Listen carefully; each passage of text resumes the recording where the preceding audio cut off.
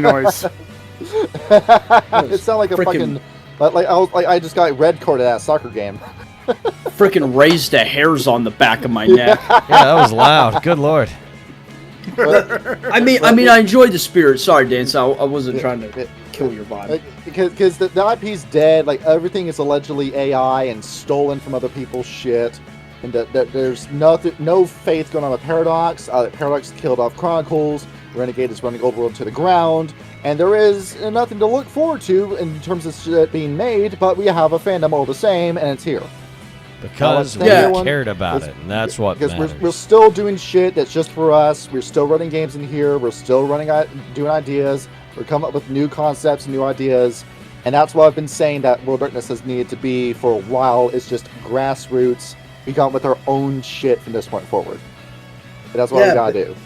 Basically, I mean, I can't believe I'm gonna say this, but like, low-key, like, getting into this fandom, and it's most likely the same way for my best friend Johan too. Like, low-key, this shit kind of like changed my life.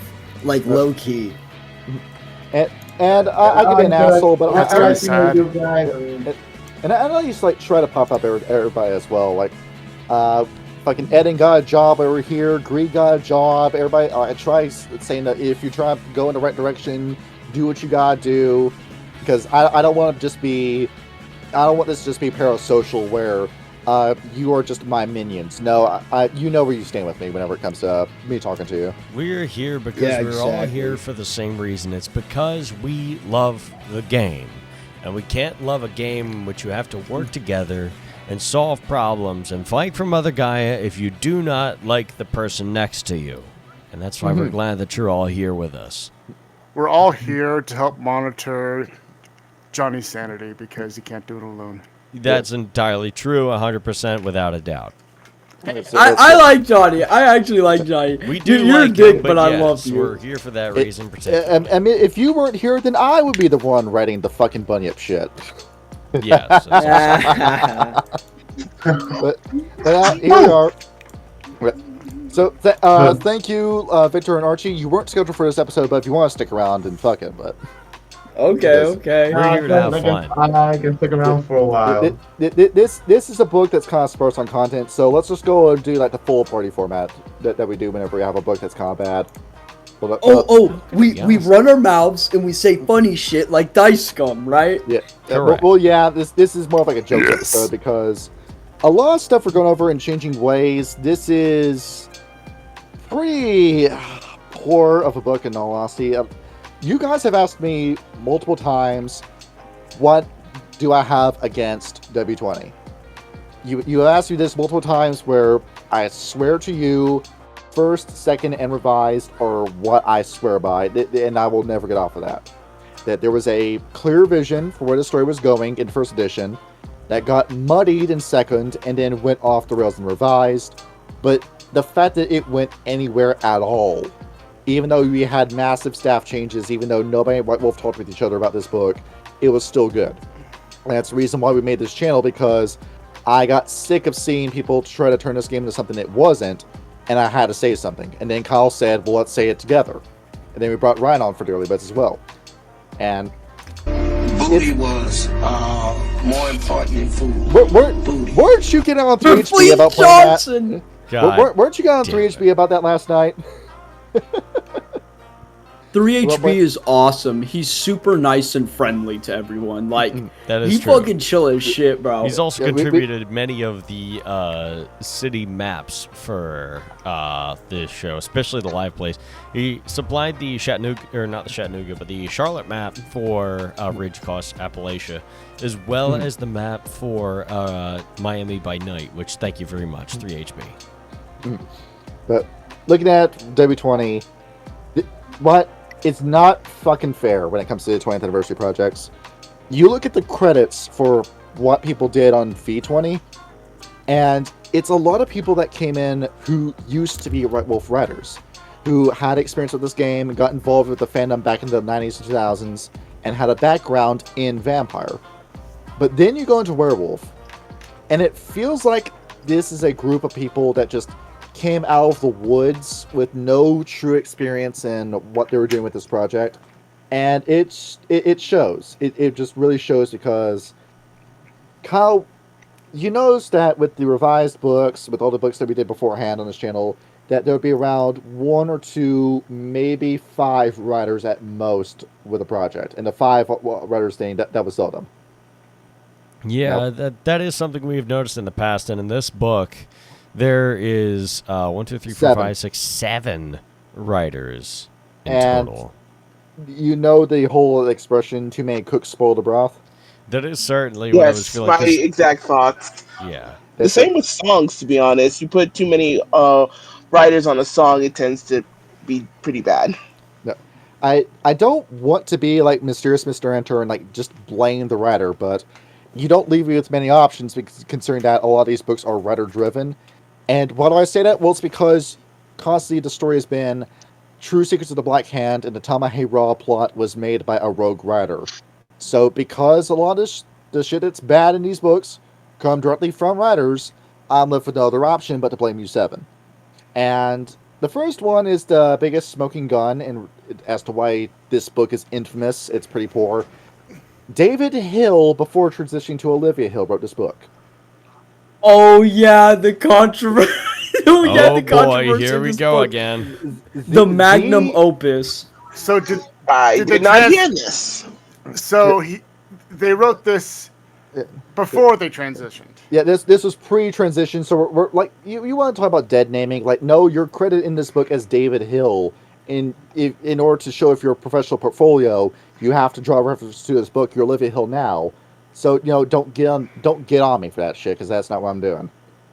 No, You know- it's not like you're like saying a bunch of mean slurs or being an ist or a foe. I'm not trying to be spiteful because if I was spiteful, we wouldn't have Slowista in the server, and I wouldn't have like that kind of relationship with Slowista at all. I'll be talking to June, for example. But No, exactly. You know, I mean, bro, you have common sense. You know what I mean? yeah, it's your life is too short for you to be bigoted. But Exactly. but it's all the work that you did on these books. You are the reason why Mage the Ascension 20th edition was terrible. You are the key reason as to why it sucked. Because we had a pretty good run with the Tacratic Union before you wrote those fucking revised books and filled them with fucking nonsense and created one of the best episodes of Dice Scum ever. Well, we have that Based. to thank for it now, don't we? It's just listen to Adam's live reactions going over the NWO revised book. I listened to that shit. That shit made me grin ear to ear, bro. See, thank you for the ASMR accompaniment, Dan. Now, when it comes to who else is on this book, we have. I'll go left from right from this point forward. Jim Fisher wrote on this book. I'm not going to say Jim Fisher is bad, but Jim Fisher was out of his element for this one, considering that Jim's previous work was Werewolf, The Forsaken, and Promethean the Created. Ugh. So, one of the key reasons why I say that 5th edition sucks, it's because we got a lot of guys who worked for Chronicles who worked on 5th edition that continue to write for this book as if it was Chronicles. Next up would be one Megan Fitzgerald, who something's going down on his end. Who Guys, I gotta step away real quick. I'll be right back. Take your time, Shanny. where Megan Fitzgerald's whole shtick was you were a writer for Exalted.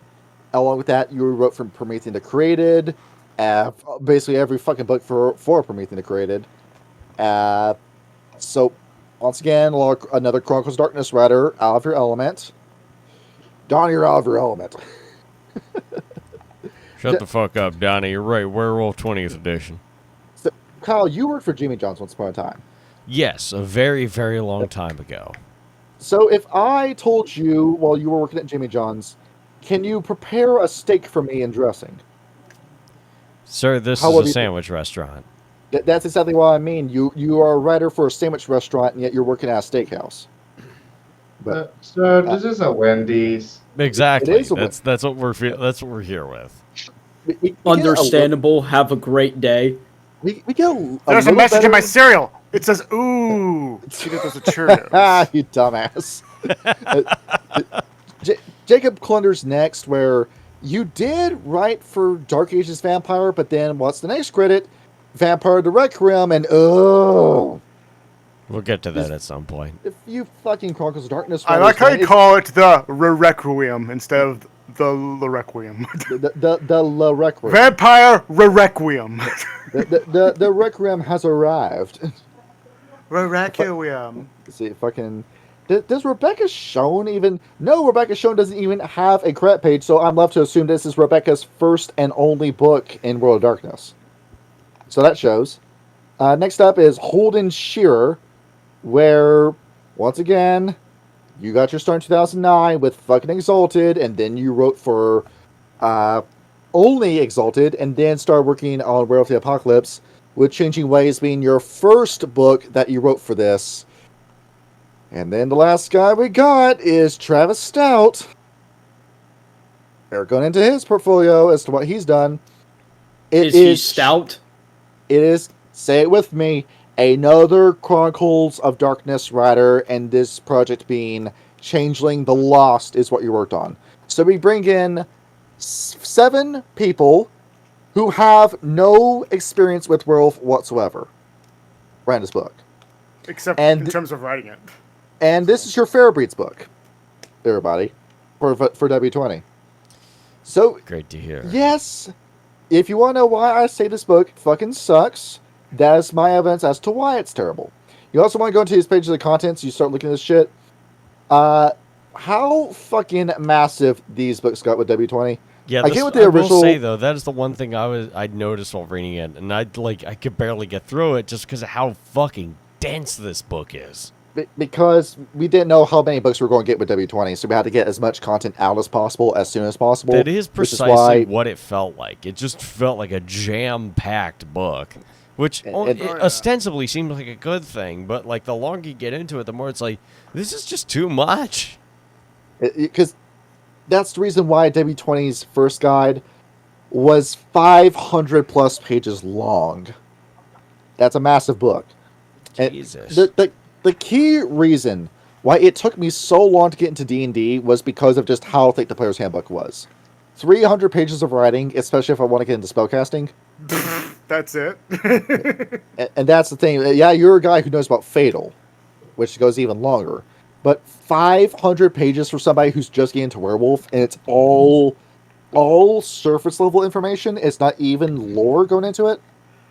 And I feel like that's part of the reason why there's a lot of ignorance in World of Darkness, is because there is just such a massive archive to get into, and why lore channels took off the way they did on YouTube during the pandemic, and why Matthew Dawkins is still a treasured member of this fandom.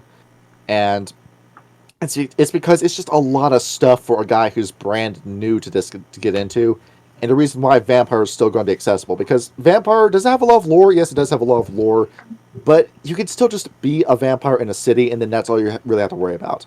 With Werewolf, what? It has a lot more. It has a lot more lore than it does mechanics, which is funny. Never mind. But you, like so you does don't, D&D, so I'll shut up. Like, you don't need to know the backstory of the Bruja. You really don't need to know that. And depending on what kind of chronicle you're running, your character might never know about this. Because do Anarchs ever talk about Bruja's history? Do Gangrel's history? They don't concern themselves in history when, the future of Canaanites is their whole fucking angle. The Sabbat doesn't train their staff. Who would have thought that the game that centered around Boom Te Pego Fuerte has so much lore? Meanwhile, the one who is more tactical, you don't need to. You can just play. You don't need the lore. But the one you punch hard, you need the lore. You can just focus on mechanics and screw the entire story out the window. It's true. Because with Werewolf, you need the explanation. You need to know about the changing seed. You need to know about the auspices, which will lead to you asking, well, where do those come from? You gotta know about Luna. You gotta know about the mission involving Gaia and the Worm, and then by extension, the Weaver and the Wild in that extension. And then you gotta know about Pentex, and you gotta know about the Worm cults, and then you gotta know about the Fomori. And there's a lot of stuff that you need to know about up front with Werewolf. Do you though? Though? Besides that, you're just kind of running Werewolf the same way that you would run Vampire, and then you have Werewolf 5th edition. I mean, yeah. But like, if you're not running it without any lore, or if you're running it with no lore, then you kind of are running a 5th edition game of anything. It does lead the question then, like, why are we even playing Werewolf the Apocalypse as is, and why aren't we playing a different game like Werewolf the Tabletop RPG? Or White Wolf, and like after Renegade just fucking gave up and just told Wizards of the Coast, make a D&D supplement for us, which we will not be covering on the show. That's not worth an episode. We now have an excuse to not play Vampire at all and just put it into D&D. Now we just have that now. And even that, D&D Vampire is not going to be as good as Vampire the Masquerade. But I do that's the thing. Playing D&D, that supplement of D&D classes and shit with Vampire the Masquerade, it is not going to draw a single person to play Vampire the Masquerade. It's going to pull every Vampire the Masquerade player that still remains into D&D, and it's going to keep them there. Yes. No, it's not. Because which is more accessible? Which game are you going to find on Roll20 right now? If I go into Roll20 right now and I start going in to look for games, I don't set any stipulations for the group I'm looking for. Yeah, but you just said you're going to pull Masquerade players into D&D players. I'm pretty sure the Masquerade players prefer the mechanics of Masquerade as opposed to the mechanics of like a D20 system. I am on Roll20 as I speak, looking for games with Vampire the Masquerade on it. I have 2 results. One of them is spam. I then go onto Roll20. This fucking speech impediment is fucking flaring up like a motherfucker right now. And you're fine, dog. And I type in D&D 5th Edition Classic. I hit the enter key. I have a full page, and I have 2 more pages of results after that. That still doesn't prove a point. Well, no, Dan, this is the black pill behind it, because it's easier to find a D&D game for D&D than it is for Vampire the Masquerade. Because sometimes I prefer it that way. That's the case. You do want to have a small fandom because you don't want to have a bunch of idiots to come in. Like, look at Jujutsu Kaisen. Look at My Hero Academia. Look how many idiots are in that fandom. Oh, a bunch of normies just start fucking ruining it, and then make Zemitzi an allegory for being trans or some bullshit or that. Having body dysmorphia, having being Malkavian is schizophrenia. Well, what kind of is? But then you go too deep into it. The amoral, the sadistic, the fucking demons. Yeah, let's grab that and make an allegory for transsexuals. Yeah, it's like the common sense here. But also, furthermore, it's like saying the demons in Freerin were the good guys after all. Hey, yo, is everyone okay in the background? There's an app going on in Shane's house right now. Okay, thank God. I thought it was domestic. Sorry, I'm going to close my door. But also, a modern setting. Y'all caught what I said, didn't you? Yeah, we heard that. So sorry, Shanny. I got paranoid. That's my fault. But also, I want to say one more thing. That also, a modern setting is absolutely terrible for D&D system in terms of mechanics. I think the latest you can go with D&D is like 1920, but that's stretching it. Dan, we have Eberron as a setting. We have Forgotten Realms has now got so much modern shit in it, where they say, "Oh, do you have a phone? How about and a it's stone?" Stupid.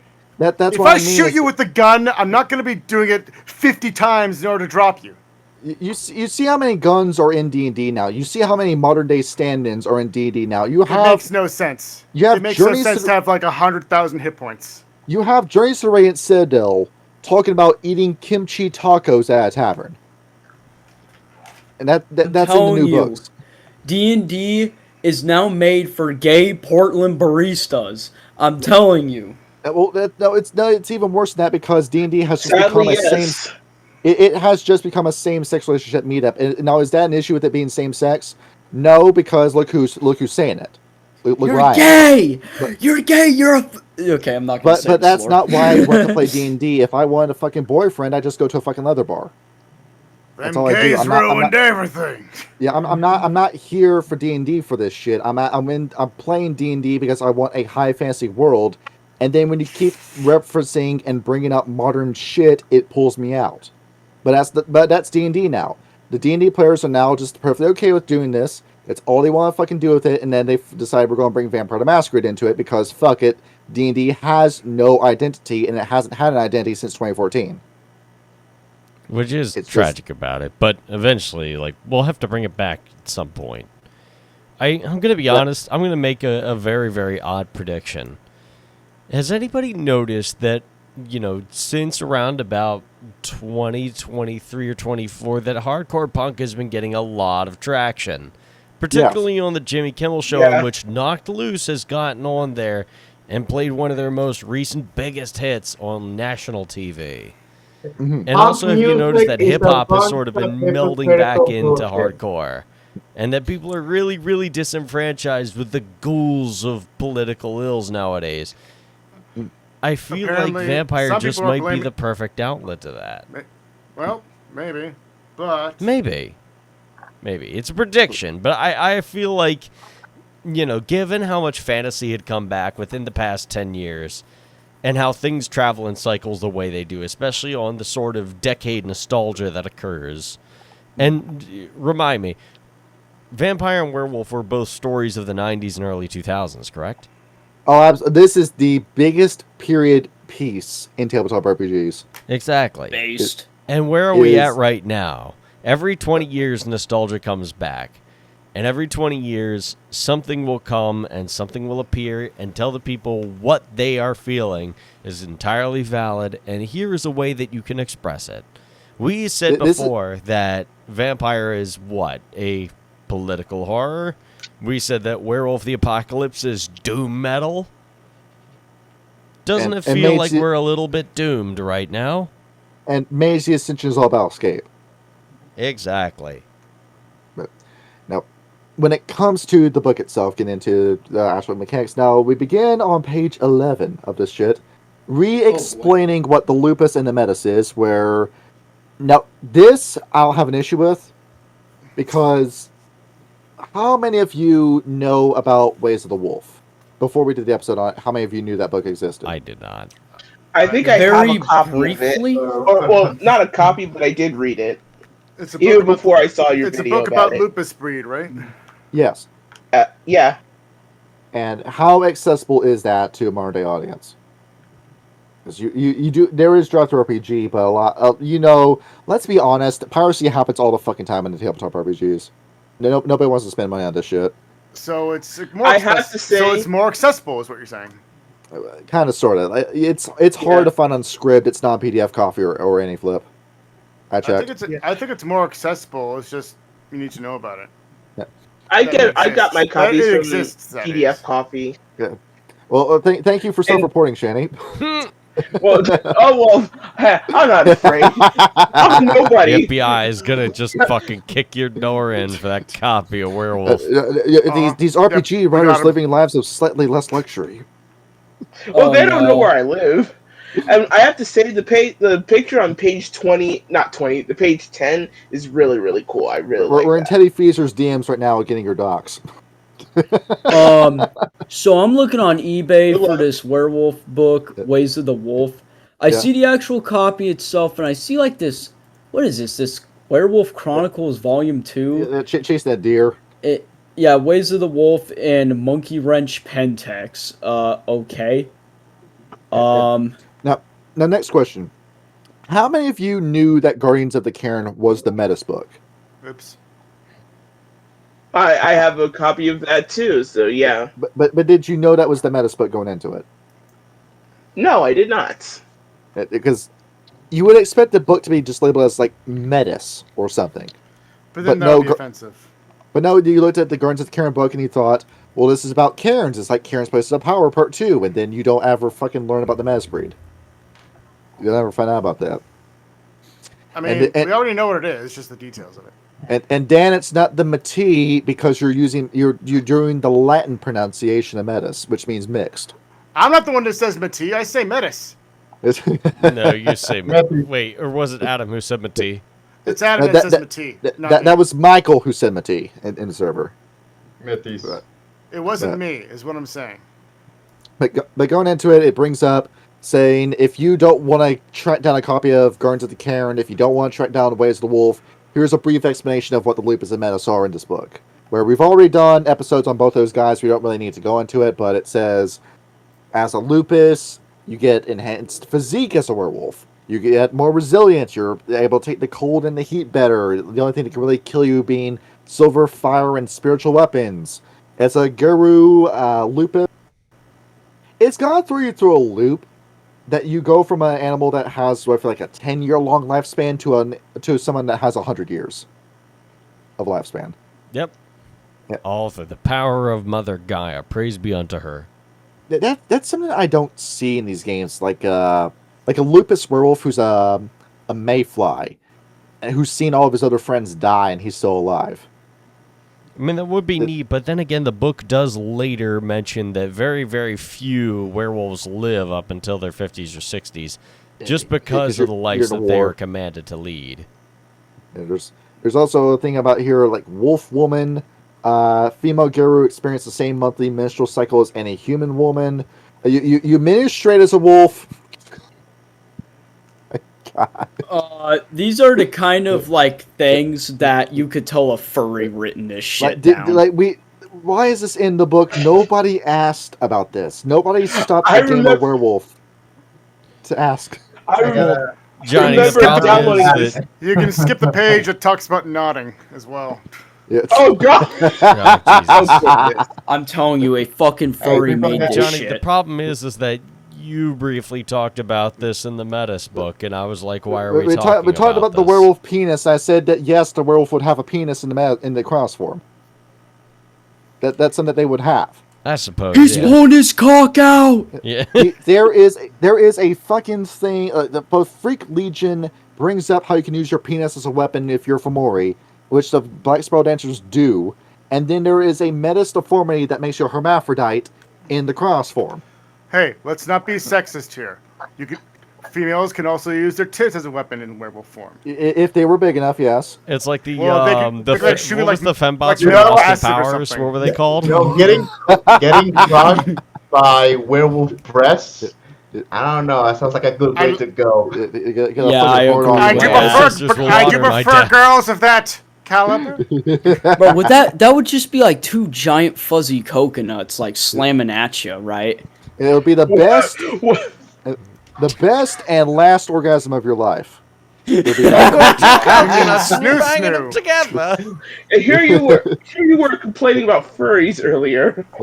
Well, I know. Jokes. We're making jokes. No, it's not fair enough. Reading directly from the book, a pregnant guru almost always carries her fetus to term.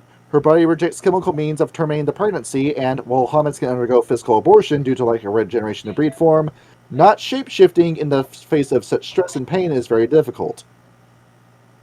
So, real pregnancies follow the normal gestation period for the wolf breed. This goes on for 3 paragraphs. It did go on for Oh, a surprising God. amount of time, I will say. There's something going on here. I'm not sure. One thing I will say that aside from all the weird, very intimate, let's say, details about that, one thing I do appreciate that this book does cover a little bit more in depth is like the process of regeneration and how it goes about, how excruciatingly painful it is to take the time to regenerate wounds, the level of wounds to which you are able to regenerate as a werewolf, and how long it will generally take, in very, very broad terms, what time it would take in order to regenerate said wounds. Then I do like, because that was never super clearly defined previously. Was someone Yeah, scratching I the microphone? agree. Was someone scratching the microphone? Keep scratching. Really get that point across with regeneration, because that's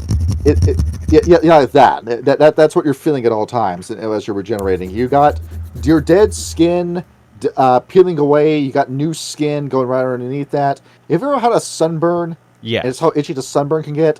So imagine that, but your arm is missing. It's just a new arm growing in its place. Yeah, but that takes like a fucking week and a half to heal. You know the crevices in between your toes? Imagine paper cuts right between them. Ooh. Yeah, no. It's rough. Let's say Garo takes an explosion to the back and then ask a partner, hey, could you read that? Could you scratch that spot for me? and what they only see is Just flesh and bones. yeah. And then there's a whole section about you're getting sick, where they say, "Oh, if you get something like Ebola, well, it kind of sucks, but you can still live." Well, which was topical at the time. I remember when I was in high school, and that was a fucking meme going around. It's Yeah, like, it oh, was. Ebola's good. Uganda knuckles. Do you know the way? There's Ebola in America, and we are screwed. And it says, in the modern day, HIV is the cure disease that worries Garrett the most. Once again, this is a little bit sus. What? Nobody asked. Nobody asked about this. Why is it in the book? Ricola. Call the next game of Red Cross Las Vegas that Dan runs. One of us is going to get chlamydia. Well, we can never get sure. rid of it. Oh, no sure. matter Just how spoil hard it we for everybody. try. Why don't you? One of us is going to get Yeah, thanks for chlamydia, the spoiler. and the other guy is going to get syphilis. He's going to be peeing. He's going to be pissing possible at the card table, and next thing he's going to be fishing for fish in his own swimming pool.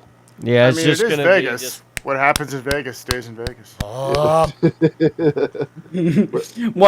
am I thinking of Kanye West, where he's like the merman and shit in South Park? The gay fish. Oh, the only Kanye West I know about is Kevin Hart when he He's goes. the sea man. Kanye West. And then it's Sarah Lamb's and Battle Scars, where it won't leave a scar unless it's silver or fire or a spirit weapon. In that case, you're fine. But also So the fact that they mentioned it's like, yeah, you can like hold it up to it and it'll take like forever and it'll really, really, really hurt, but eventually it'll come back. And you can Some take, scars that just don't heal. so They yes, stay and with you for the Werewolf, rest of your life. you can you lose your arm, rip the bones out of that severed arm, and then stab somebody in the eyes with it. You can do that. I mean, we had Based. that. Wasn't there a Just character don't in- tell my heart, my achy breaky heart. Was there a character, what was it, in Russia or was it Egypt that made his arm into a fetish weapon? That was Red Cross Egypt. That's what I thought, yeah. That was what it was. And it just slaps people in the face with it. That was one of the few entertaining books parts about the Egypt book. I thought that was really funny. Then you got, what was it, like healing dysfunction. Werewolves heal best when they can focus on it. If you're not focusing on it, it takes you longer to heal. And it kind of, like, that's why they're explaining wound penalties between scenes unless you spend time regenerating. It's just there to like explain a mechanic, basically. It's still good though.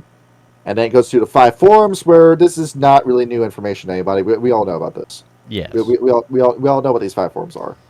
Yep. Let's see what. Now I might be thinking, well, what do they say about the cross form? Imagine a force, a pure spiritual nurturing, a mother, the mother, wellspring of life, embodiment of the body sphere. This is strange descriptive relationship we're getting into, and then the hatred, and then the killing of rage. So you're basically like a mom who's on her period and had her kids stolen at the same time. That's what you're feeling when you're in that form. Is what they're trying to say. I guess. I skipped that part and went to the part where it's like, what is Krynos form? And it was like, oh, that's your war form. You are in that form to do one thing and one thing only, and that is kill as indiscriminately as humanly possible. And it's the most spiritual of the forms. It's the most spiritual. The Shadow Lords and Geth Famous look at the cross form as inspiration for leadership, and they always perform their battle rituals in it. Every time a Side Strider arrives at the bond of a strange cairn, he is in cross form. And that's why it is not fucking available anymore in 5th edition, because all the spirituality of Werewolf was taken out of that book. Well, that's because they don't believe in God, and therefore are godless heathens trying to take the important Life parts of Werewolf sucks, out of and then Werewolf. you die. Indeed. I'm The always here Gentile. for the Okay, no, I shouldn't be saying that. That was a little too far. Go I ahead, should Shanny, chill what's out. up? Sorry. No, I said I'm always here for W5 slander. Yes, and I got into absolutely. Werewolf. I got into We have no Werewolf shortage of just it. before. Yeah. Just before I got into Werewolf just before it came out. Just That's why I'm so before partial to W20. you got into it just before the fandom died. And then something we never really talk about in the show or really use in our games is partial transformation, which is a thing. You can have a Hamed form and then you have a cross form arm, for example, where like the mechanic for it is that if I'm remembering this right, you spend rage to do this. To be like, I always thought about that. So it actually requires you to spend willpower to do it. Okay, I had my stats mixed up. It's willpower you gotta use for it. You gotta use willpower for it. You can spend. Actually, no, you can't spend rage to do it because you can't spend both rage and willpower at the same turn. But That's so right. So when you do a partial transformation, you actually can't do it instantly. You have to actually roll for it with stamina and primal urge. And yeah, And if it doesn't work, your willpower gets pissed away and nothing happens. pretty much. But there are merits that allow you to actually do it without spending willpower. So you can have a scene where you're in Hamid form, dead to rights, and you pull across from arm and you stab it through a guy's throat and kill him, or you're in a lupus form and you want to freak somebody out, make him think you're a skinwalker, and you make your head human to freak Oh, him that's out. so cool. I love Or that. maybe it's like, you need to pick a lock, but you're, too small to fit, so you get in a lupus form, you use a Hamid hand to pick the lock. You're in Or cross you're from it, and you can't And you communicate. or if you're in Kronos form and the gun handle is way too small, so you switch to human hands in order to actually fire it. There are a multitude of options. Yes. Or like you're in Hamid form and you want to sprint a little faster, so like you turn your legs digigrade, like your feet digigrade or some shit. Yep. It goes into senses as well, where in Hamid form you have human senses. Glabro form, your senses gets better. Cross form, you get fucking dog vision, but your sense of smell and hearing is better. And then your sense of sight gets worse in Hispo and Lupus form, but your sense of smell and hearing get better. And that's the whole difference. I feel like it's explained a little more eloquently in Ways of the Wolf, but that's just me nitpicking. It's not really anything knock against the book. No, I have we're a not in the question. bad parts yet. So I have a question for everybody, actually. Yeah.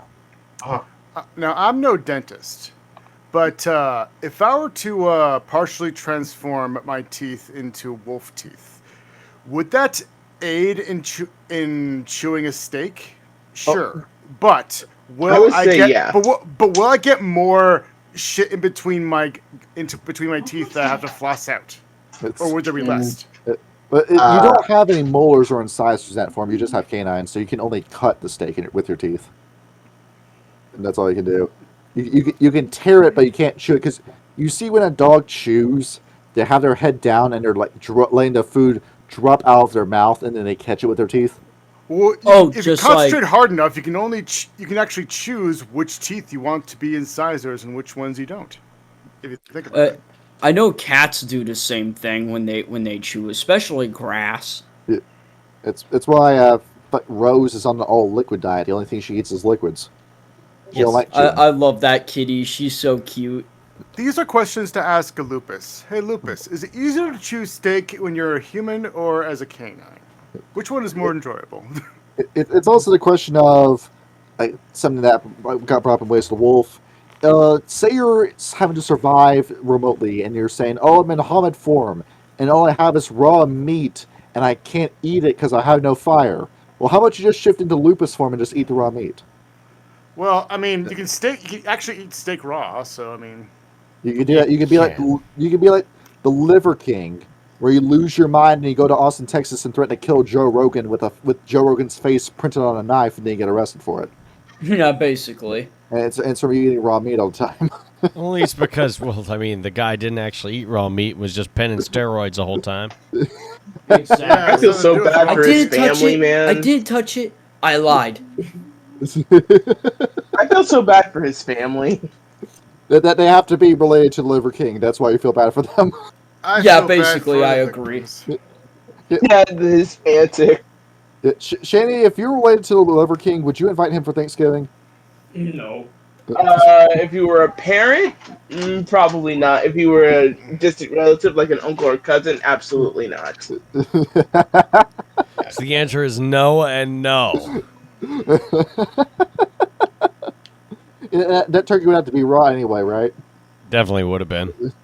But Mashed unfortunately, potatoes should have just been a whole potato. The dirt would still be on the fucking vegetable from when you pulled it out the ground. And this is the difference between the soul and the spirit. Well, thank you for specifying this, because there is a difference between the two. You have told you. You have a spirit where when that dies, it becomes a spirit within the Umbra, where it hangs around as an ancestor spirit, and then it can reincarnate into a body, which is where the ancestor's background comes from, and the pure breed background plays a part of that. And then you have some memories of your past life as that Geru. Then you have the soul, which is a finite resource that needs to be made that will then pass off into either the Shadowlands, if it had a lot of attachments, where that can't really happen with a Geru because the spirit kind of overrides that. And then it goes into either heaven or hell upon death. Hold on. And it does not come back. Yeah, Get this spirit straight. is the It's a finite connection. resource that needs to be made? Isn't his soul already there, though? Well, Archie is the soul already there. Yeah, soul is already there. The spirit is the connection to the divine. Where the minute that sperm meets the egg, you get a soul out of that. Or depending on what the heartbeat does, depending on what kind of pro-life stance you have. Wait. What about purgatory? You're Catholic, right, Archie? Yeah, and purgatory is no space in between. It's a mountain. And it's another trial. Like, if you actually read the Divine Comedy, all 3 books, Okay. you would know, you would see, it's the path that leads to heaven. Yes. Kyle, Yes. is Purgatory and Sheol the same thing? Oh. I think so. I don't know. It's been a minute since I've read the Torah. Sheol's just kind of just the dead realm. Like, you just get dropped off there, and then that's it. Which is Nothing really kind of like happens. Purgatory, right? You No, know, purgatory. 'Cause, No, how Dante Alighieri made it. It's a chance that purgatory is more like a chance at heaven. If any soul manages to get out of hell, they got a chance to climb up the mountain to heaven. It's not even easy, because at the very top of the mountain there is the putting the Witcher here, the baptism of fire. you gotta go to that trial. And I would imagine it's kind of like a crab bucket thing. And then there's also the like, I'm gonna skip rage because that's Luna's magic and it's constant void rage, and it's why it's fucking impossible to have a normal conversation with an Arun. But you go into Gnosis. So it's confirmed that Luna gave the werewolves rage. It wasn't the worm. It is. It's the Stargazers had it wrong. It's Luna's gift, but the worm capitalizes off of it and twists it. So it's Like it's Tolkien said, evil cannot create, it can only, corrupt what good forces have made. It's a creation of Luna that the worm capitalizes on. yes. That's what it is. It kind of makes me think of like money in itself, you know, like Yes. you know, it's not money itself that's evil, it's the love or something like that. Yeah, the love of money is what corrupts you. And The pathway to hell is made with good intentions. it's paid with by money. Yeah. Now, when we go to Gnosis, I'm also realizing that we might have been pronouncing it wrong for 3 years. It might be Gnosis. That might be it. There might be an emphasis on I'm not the end. changing it. No, No, let's go with we're Gnosis. not- I'm too. Gnosis I'm too as in Gnosticism, Gnosticism. It's Gnosis sounds better. Yeah. It rolls off the tongue better in comparison, but it goes into detail about how certain tribes have more Gnosis than others at character creation because they have more of a connection to the spirit world and the wild in comparison. Like, take the Black Furies. About Where the breed. to quote the book, no, you're right, it's a breed thing. It's that certain tribes have a different relationship with Gnosis, is what I meant to say. Sorry about that, that was my mistake. Hey, you're fine, man. When it comes to Black Furies, they're tied with mysticism to the wild. The Furies take their cubs to the wildest places within reach. Sometimes they take them into a tribal homeland within the legendary realm, allowing them to meditate and align themselves with the spirit world with strange energies. But then you have groups like the Child of Gaia. As befits the tribe devoted to peace, the Child of Gaia focus more on meditation. As an inherently internal activity, meditation helps the children of Gaia temper their rage and focus entirely on Gnosis. So it's different relationships they have with the wild and spirituality, where I feel like it does get a little bit overlooked. You do get an explanation of the theurge in all the tribe books and how the theurge is treated. But then it's kind of like the implication is that the Ragabash doesn't really do anything with it, or now does the Feldox Guard or Arun, and it's only the Theurge that does this. So this is a nice touch to the book. This is a good thing. It's doing a compliment sandwich. I am going to leave here. But- I'll see you all around. Well, thank you, Archie, for your participation. Thank you very much for being here, sir. Hey, Later, thank Archie. you, brother. You're welcome. Buenos It's gonna noches. do you have a specific tribe you want me to bring up in this? Because we're not going to go through all 13 tribes, because this is going to be way too fucking long of an episode. Bonars, since they're on my mind as of late. I was Bonars. gonna say we I we love also them. do the Wendigo afterwards. Particularly is the Nars watchword. As a tribe, they simply don't often have the time to devote esoteric pursuits or anything other than survival or war. As such, the Bonar mentors simply teach on the job, given the charges, particular advice mixed in with their own other duties. There's not much spirituality or time to pray within the Bonars. It's kind of rare. Well, no, you gotta focus on surviving, I imagine. Meanwhile, the Wendigo, while less spiritual than the Ictina, the Wendigo have no shortage of interaction with the Umbra.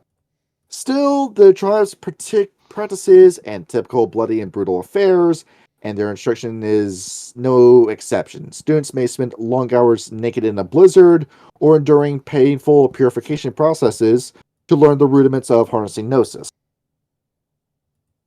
As the shit you get. That's cool. And I will say, these do seem a little bare bones, if I'm being perfectly honest. Yeah, it gives you an explanation, but it's kind of brief. It leaves you wanting more. Yeah. I suppose maybe that was the goal, was to leave people wanting more, but I don't know if that necessarily brushes the fur the way it's supposed to.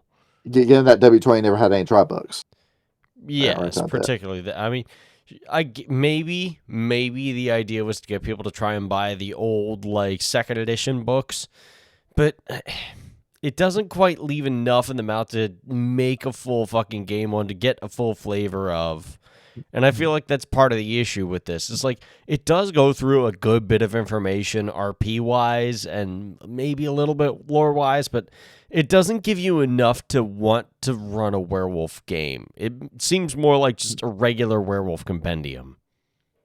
It does, and it's just an overview, and that's a lot of what the 20th anniversary projects were, and unless they became an out-and-out bastardization, which is what fucking Mage and Changeling were. It's like an OVA anime. It's not quite enough to brush the fur. It's like a condensed book. It doesn't quite fully embrace what it's meant to be. And going into it too, it describes Gnosis as, if you're familiar with Yu Yu Hakusho and it talked about spirit energy, that's basically what it is. It's your chi. But basically, they just brutally explain it. It's your chi that's got this whole spiritual source to it. They go into a little bit about animism, but not that much. Briefly describe what the Umbra is, and then we finally start going into auspices, where we already know what this is. But by this point, we already know what auspice is. Whenever I say we already know what it is for this episode, it's that the book doesn't say anything new about what we're already talking about. It's just a reiteration of something that we've already read about in the episode. I mean, reiteration isn't necessarily a bad thing. I mean, second edition. It's always good to have more than one way to explain something. Otherwise, you kind of get trapped repetitive. into actually. Well, I mean, like if what if there was only one explanation of how to actually write a code in a programming language?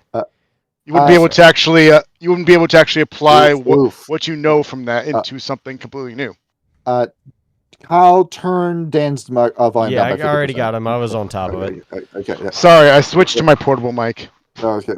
Hey, you're fine, man. Is it a Blue Yeti? No, it's a Hypersonic X. Okay. It's got like a small. Hey. It sounds like a small AM radio.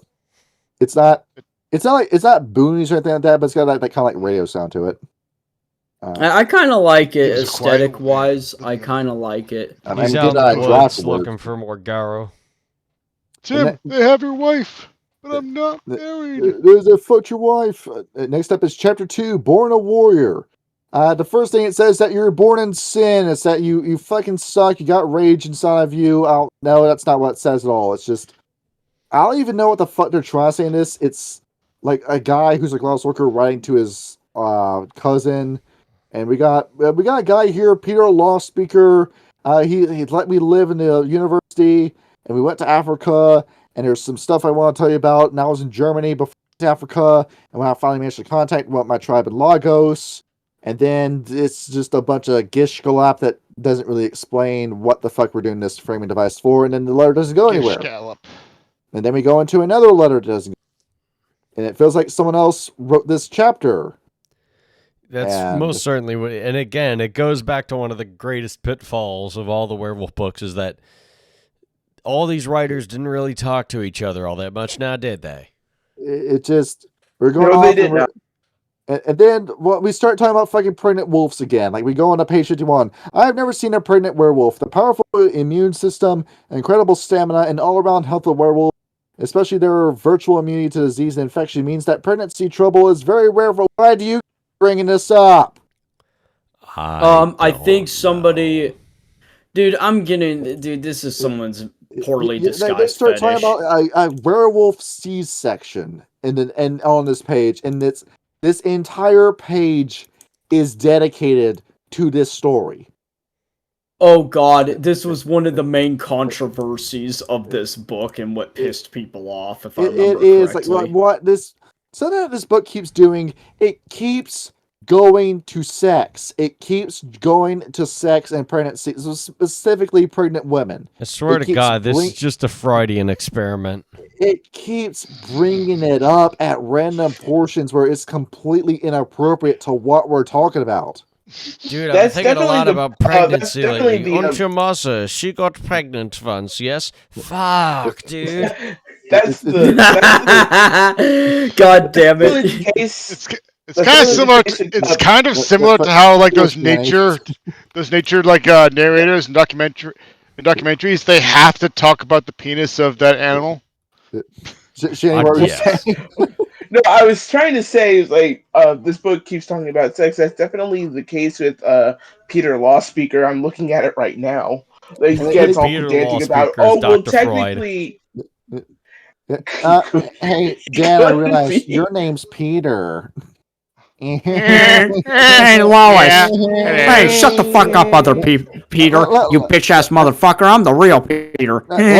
Peter is worse than the time you got werewolf pregnant. No. I'm the real fucking Peter. You shut your goddamn mouth. You get out of here. You get out of here. No, you get out of here, motherfucker. You get out of here. This is my show. Full brain rot. Yeah, this is my fucking show, motherfucker. We lost it. We're fucked. This episode's gonna be a goddamn mess, dude. We lost him. We mentioned Dementation 12, do you like? The Malkavian has just decimated us. Hello, I'm going to bomb this episode now. It is. And so we're start talking about Werewolf Parenthood, where, okay, so this should have been, like, actually informative, because, like, Guardians of the Cairn, it's a good book. I'm not going to say anything wrong about Guardians of the Cairn. It went in and actually explained to me what the fuck the lupus, like, the menace was supposed to be. Because, an unfortunate thing that does get brought up in Werewolf the Apocalypse is the topic of child soldiers. That it's a thing that the Garo Nation has to do because of the Grimdark setting. And I was always wondering, whenever you go into a cairn, if the Garo Nation is always at war, it never made sense to me why adult werewolves would be in the cairn defending it. But then it made more sense to me that it's Metis children who are doing that. So when you, as a BSD, invade a cairn, you are fighting 8-year-old boys in that scene. Man, another day in the Middle East.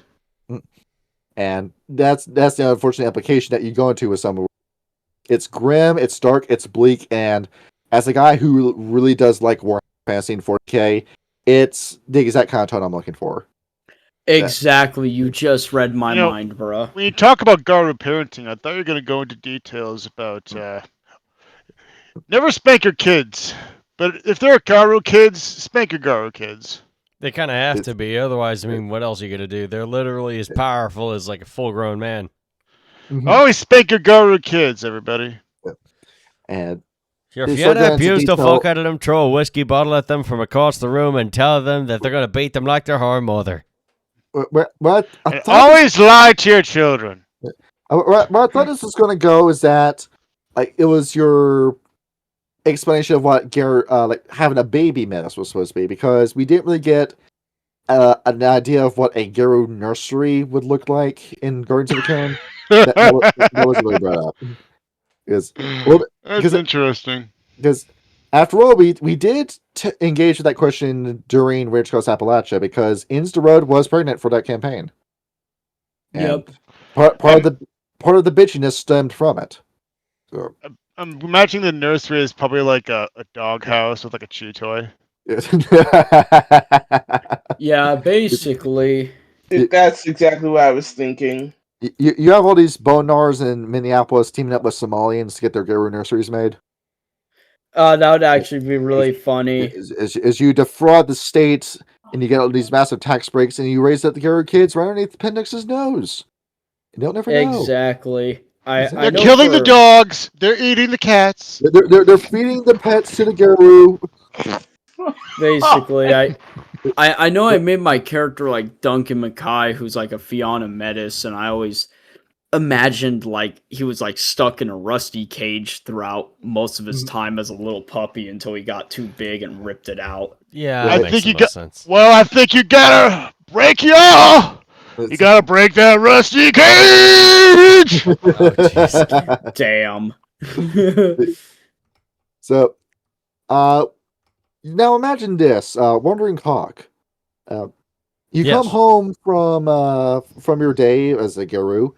You find your 3-year-old boy has eaten your neighbor's cat. What do?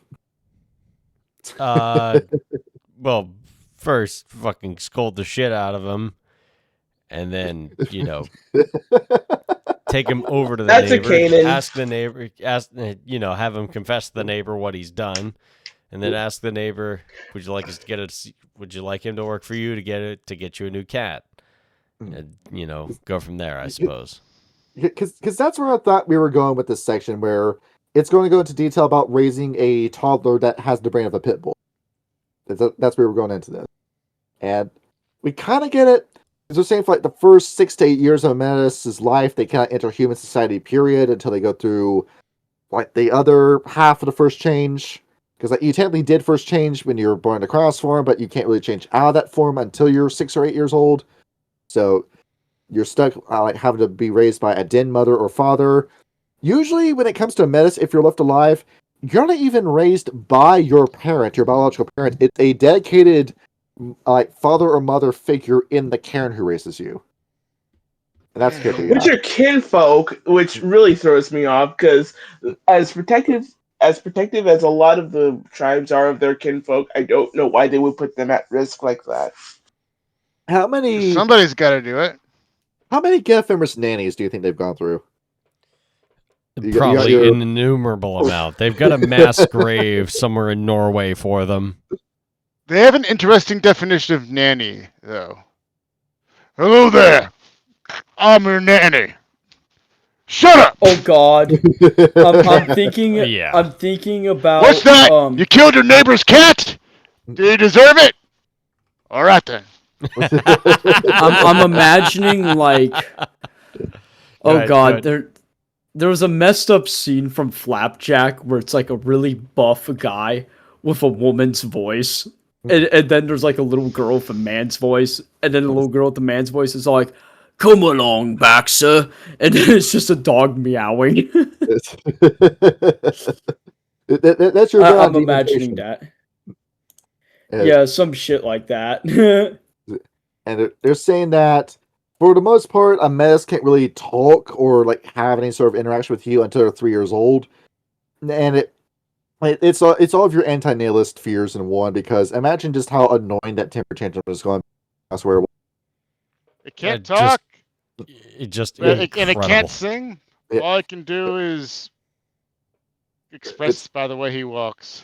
It's something like that. It's what has me genuinely nervous about this next coming generation of kids is that Kyle, I'm going into like supermarkets and gas stations, and I was in a mall not too long ago. And I'm seeing kids that don't look like they're 2. They look like they're 5 and 6 years old who can't read, who aren't talking with their parents. They're just screaming at the top of their lungs. And when they do speak, they're slurring words. They can't form any sort of consonants. I can't make out a word they're saying, and they're the same size that I was when I was 6. Well, that's because of those damn tablets. That's why it generally makes your It's kids all the plastics stupider. in the water. It does have something to do with it, if I'm being perfectly honest. And I'm thinking, like, are we going to be able to like progress as people with a generation like this? And I don't think so. No, we're at an odd intersection between Idiocracy, Terminator, and 1984. But the thing is, Kyle, the people in Idiocracy could speak and read. To an extent. Where no way, I'm beaten. I'm trying to remember what the name of the movie is, because I think Idiocracy is actually too hopeful. I think it is. Does it? Well, here's the thing. Kids, they're like the newer generation nowadays are like so socially awkward that they'll be basically have trouble reproducing, and therefore those very terrible genes will just not reproduce. So in terms of that generation, yeah, they're fucked. But I mean, like the next generation after that, maybe less so. And that's what we're going to have to hope for.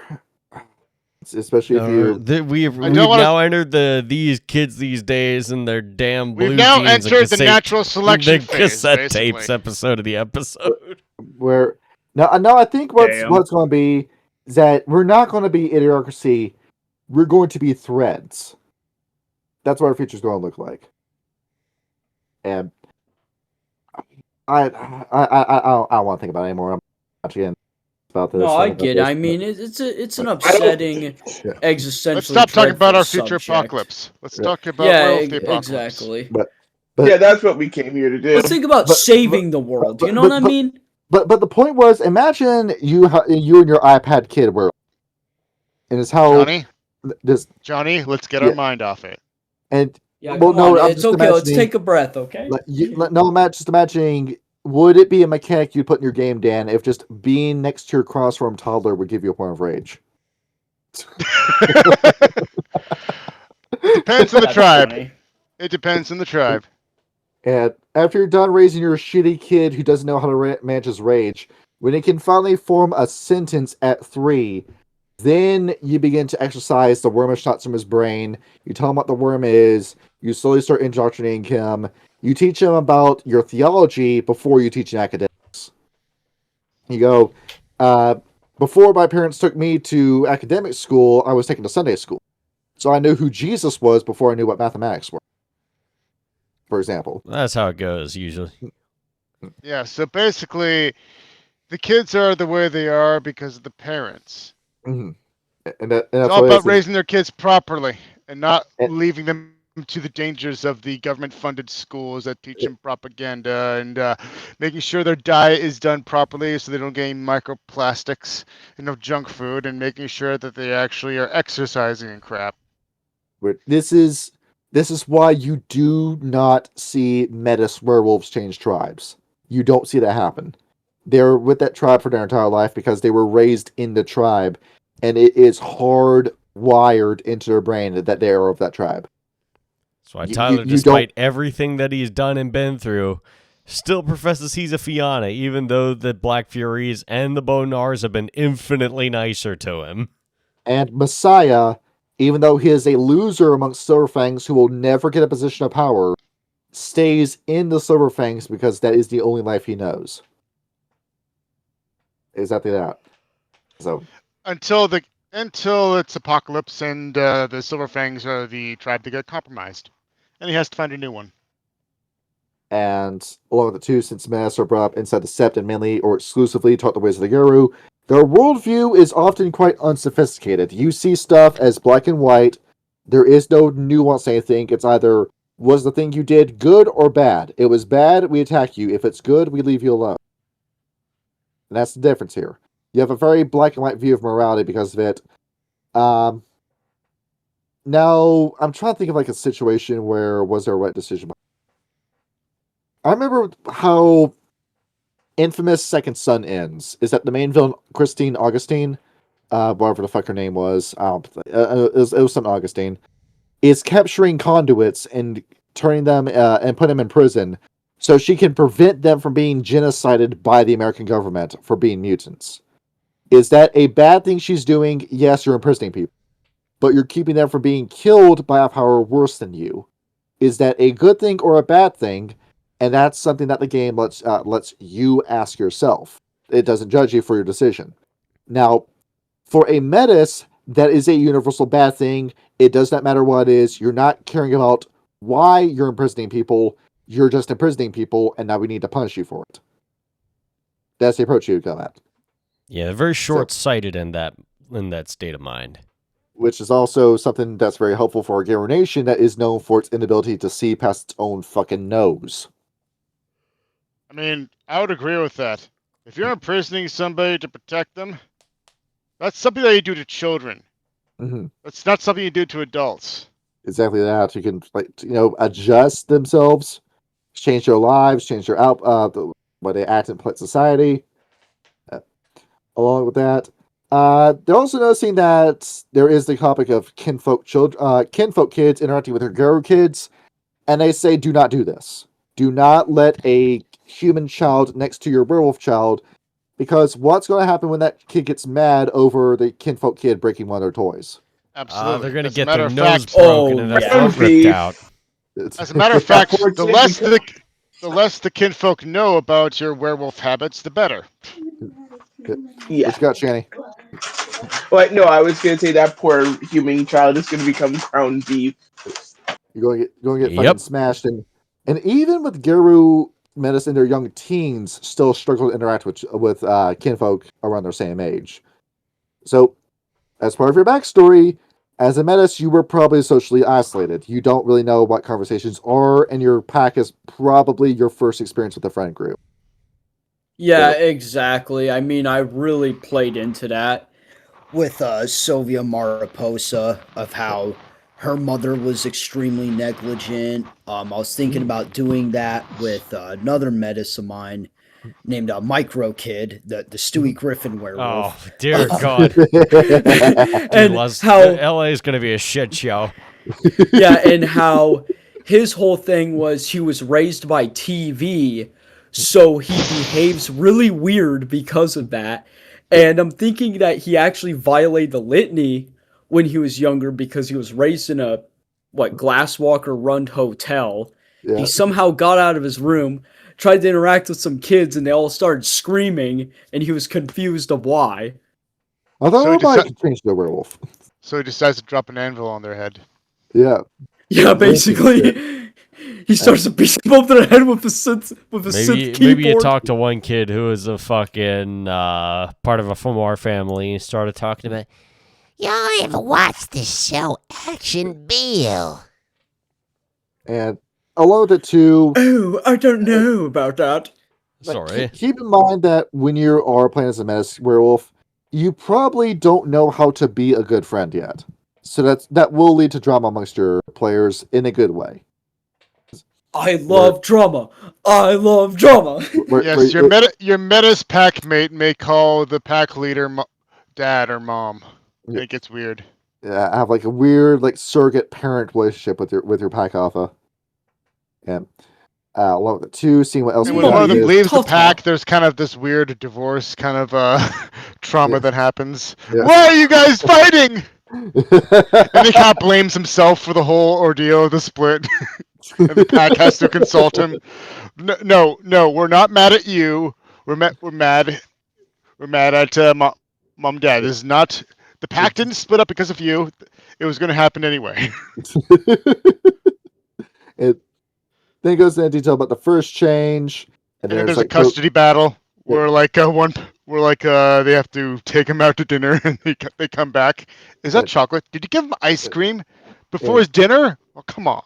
And page 55, I'm wondering, is that an artist error, or does that guy have 3 limbs on purpose? Let me see. Page 55, you said? And changing ways. Oh yeah, it does have 3 limbs because he's grabbing his head and he's got like both a human hand and like a werewolf leg coming out of his shoulder.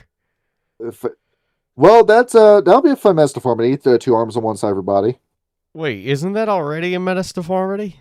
Well, no, it was never stated. I don't know. I think that would be cool, though. I do agree with you. I think that is an artist error because I don't know I can't make heads or tails of that. That would be an interesting menace. A menace that has 2 heads, and you have to make intelligence stats for both heads. The heads are indeed. It's like the 3-headed knight that Sir Robin met in Monty Python and the Holy Grail. Exactly. Your knight of the round table. In that case, we'll have to kill you. Well, no, let's be nice to the man. Yep. But this section, it's more fucking letters that just ramble, and we're not even going over this because it just feels like rambling. It just sounds like rambling. It's just like, what the fuck are we even talking about?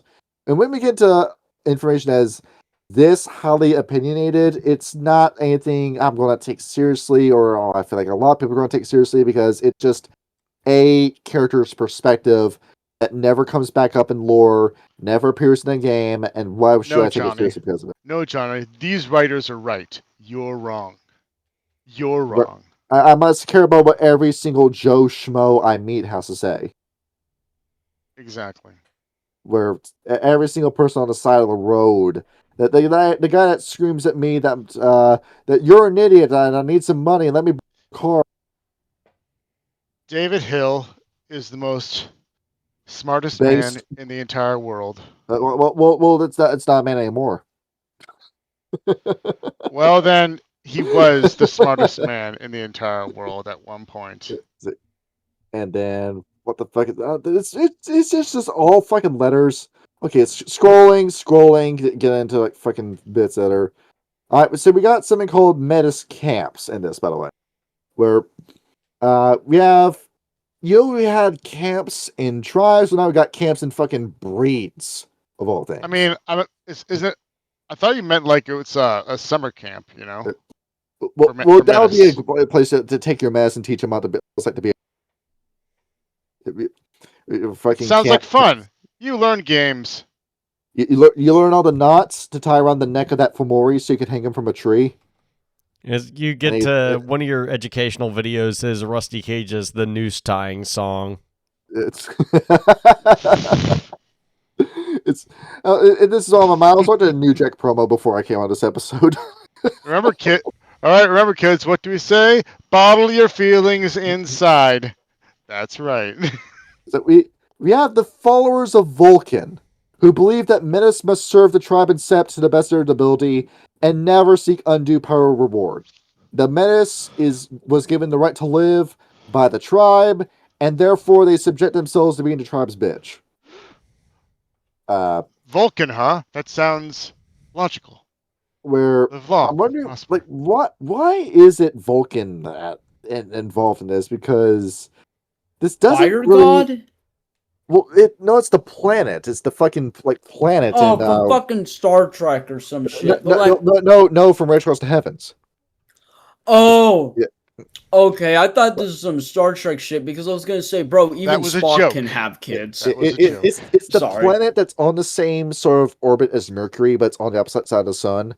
And we thought it was real, and it just managed to disguise itself into light. That Vulcan, but Shanny, does this have anything to do with Red Cross Heaven? Because Vulcan, the Celestial on Vulcan doesn't really have anything to do with Metis. I wouldn't know because I'm not too well versed on Rage Across the Heavens. Well, Celestial wanted me to run a chronicle over Red Cross Heaven, so I started reading through it again. And looking at the Vulcan guy, like, no, this isn't anything he'd really decree, so it feels like this is just a name that's here to be a name. And same with the rest of the names, because none of these have any sort of relevance to these ideas. So, next up, we have the Children of Kubera, where Kubera is a deformed Hindu god who used to be a demon before joining the side of heaven. Children of Kubera are religious fanatics warriors willing to do whatever is necessary in the name of Gaia. These are guys who would indeed go on jihads and strap C4 to themselves and blow up and then regenerate from their explosion. So, a very strange analogy they put in this book, but I guess that works. So, I thought of a really messed up image in my head. I don't think I should say it. Yeah, if you want the Alu Akbar werewolf menace, well, I guess you have it now. You just read my mind. I was going to say that. Do you remember hearing the story about the guy who's the bomber who put his penis in a concrete sarcophagus before he blew himself up? I beg your fucking pardon. What? He believed that the way you die, like the way you looked when you died, was what you would look like in heaven. And he wanted his penis to be intact for the 77 virgins.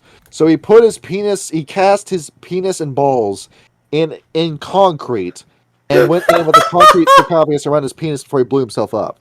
That's kind of hilarious. Do it. No way. 77 virgins is not all it's cracked up to be. That means you have to teach 77 women.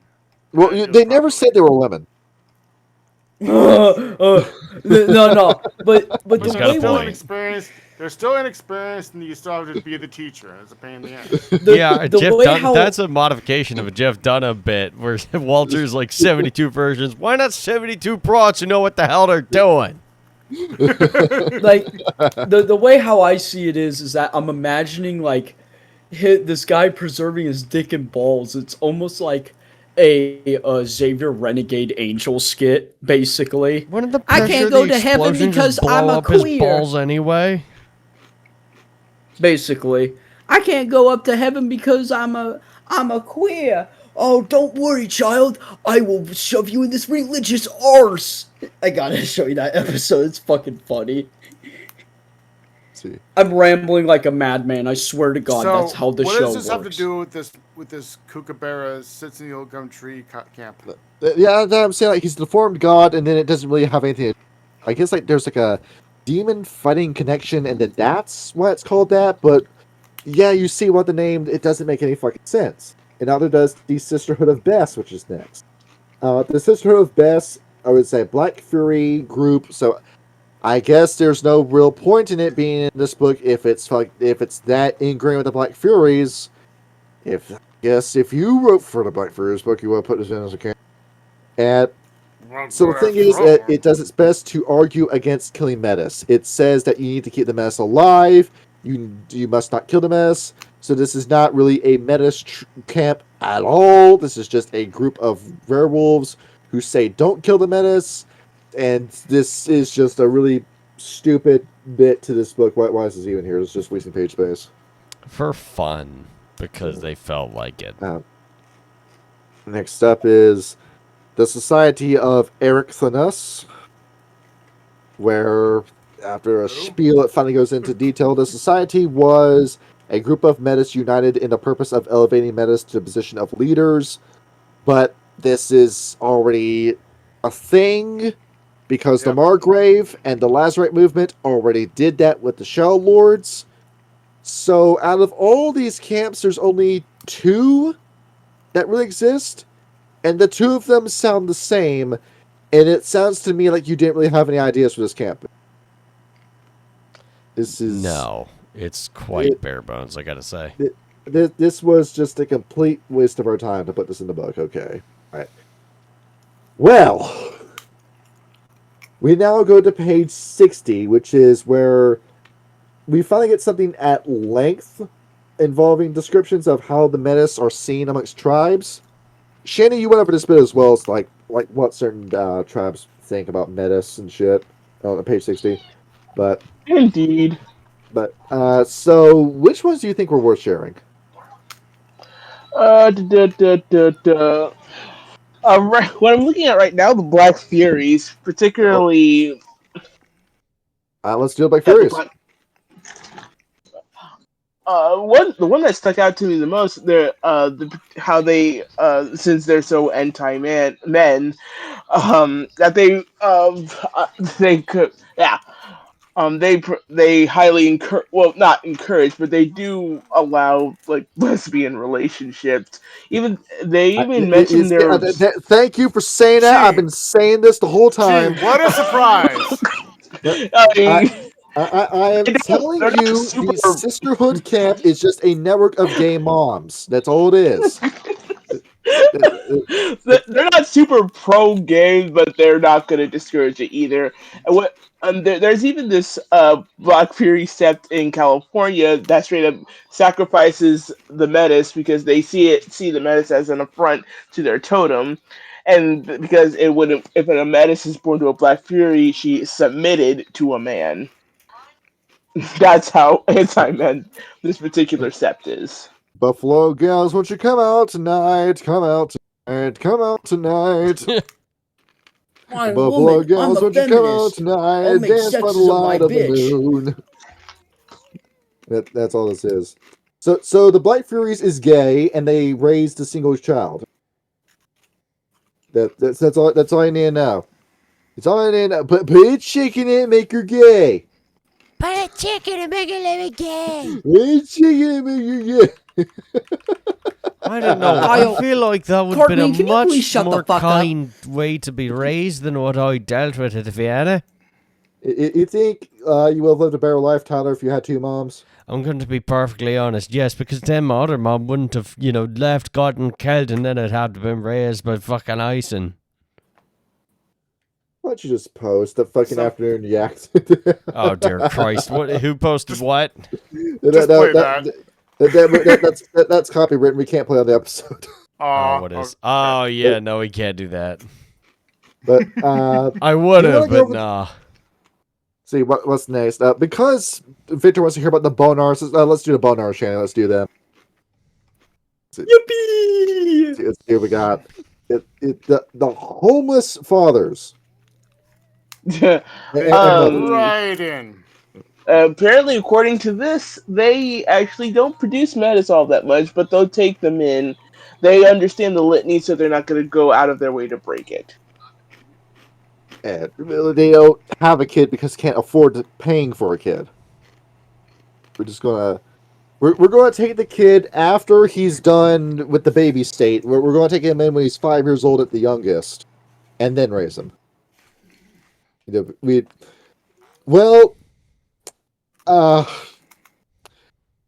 thinking about what I just said, and I don't know if I like what I just said because it's probably like the it's more like the bonars like averting like responsibility of actually raising a kid.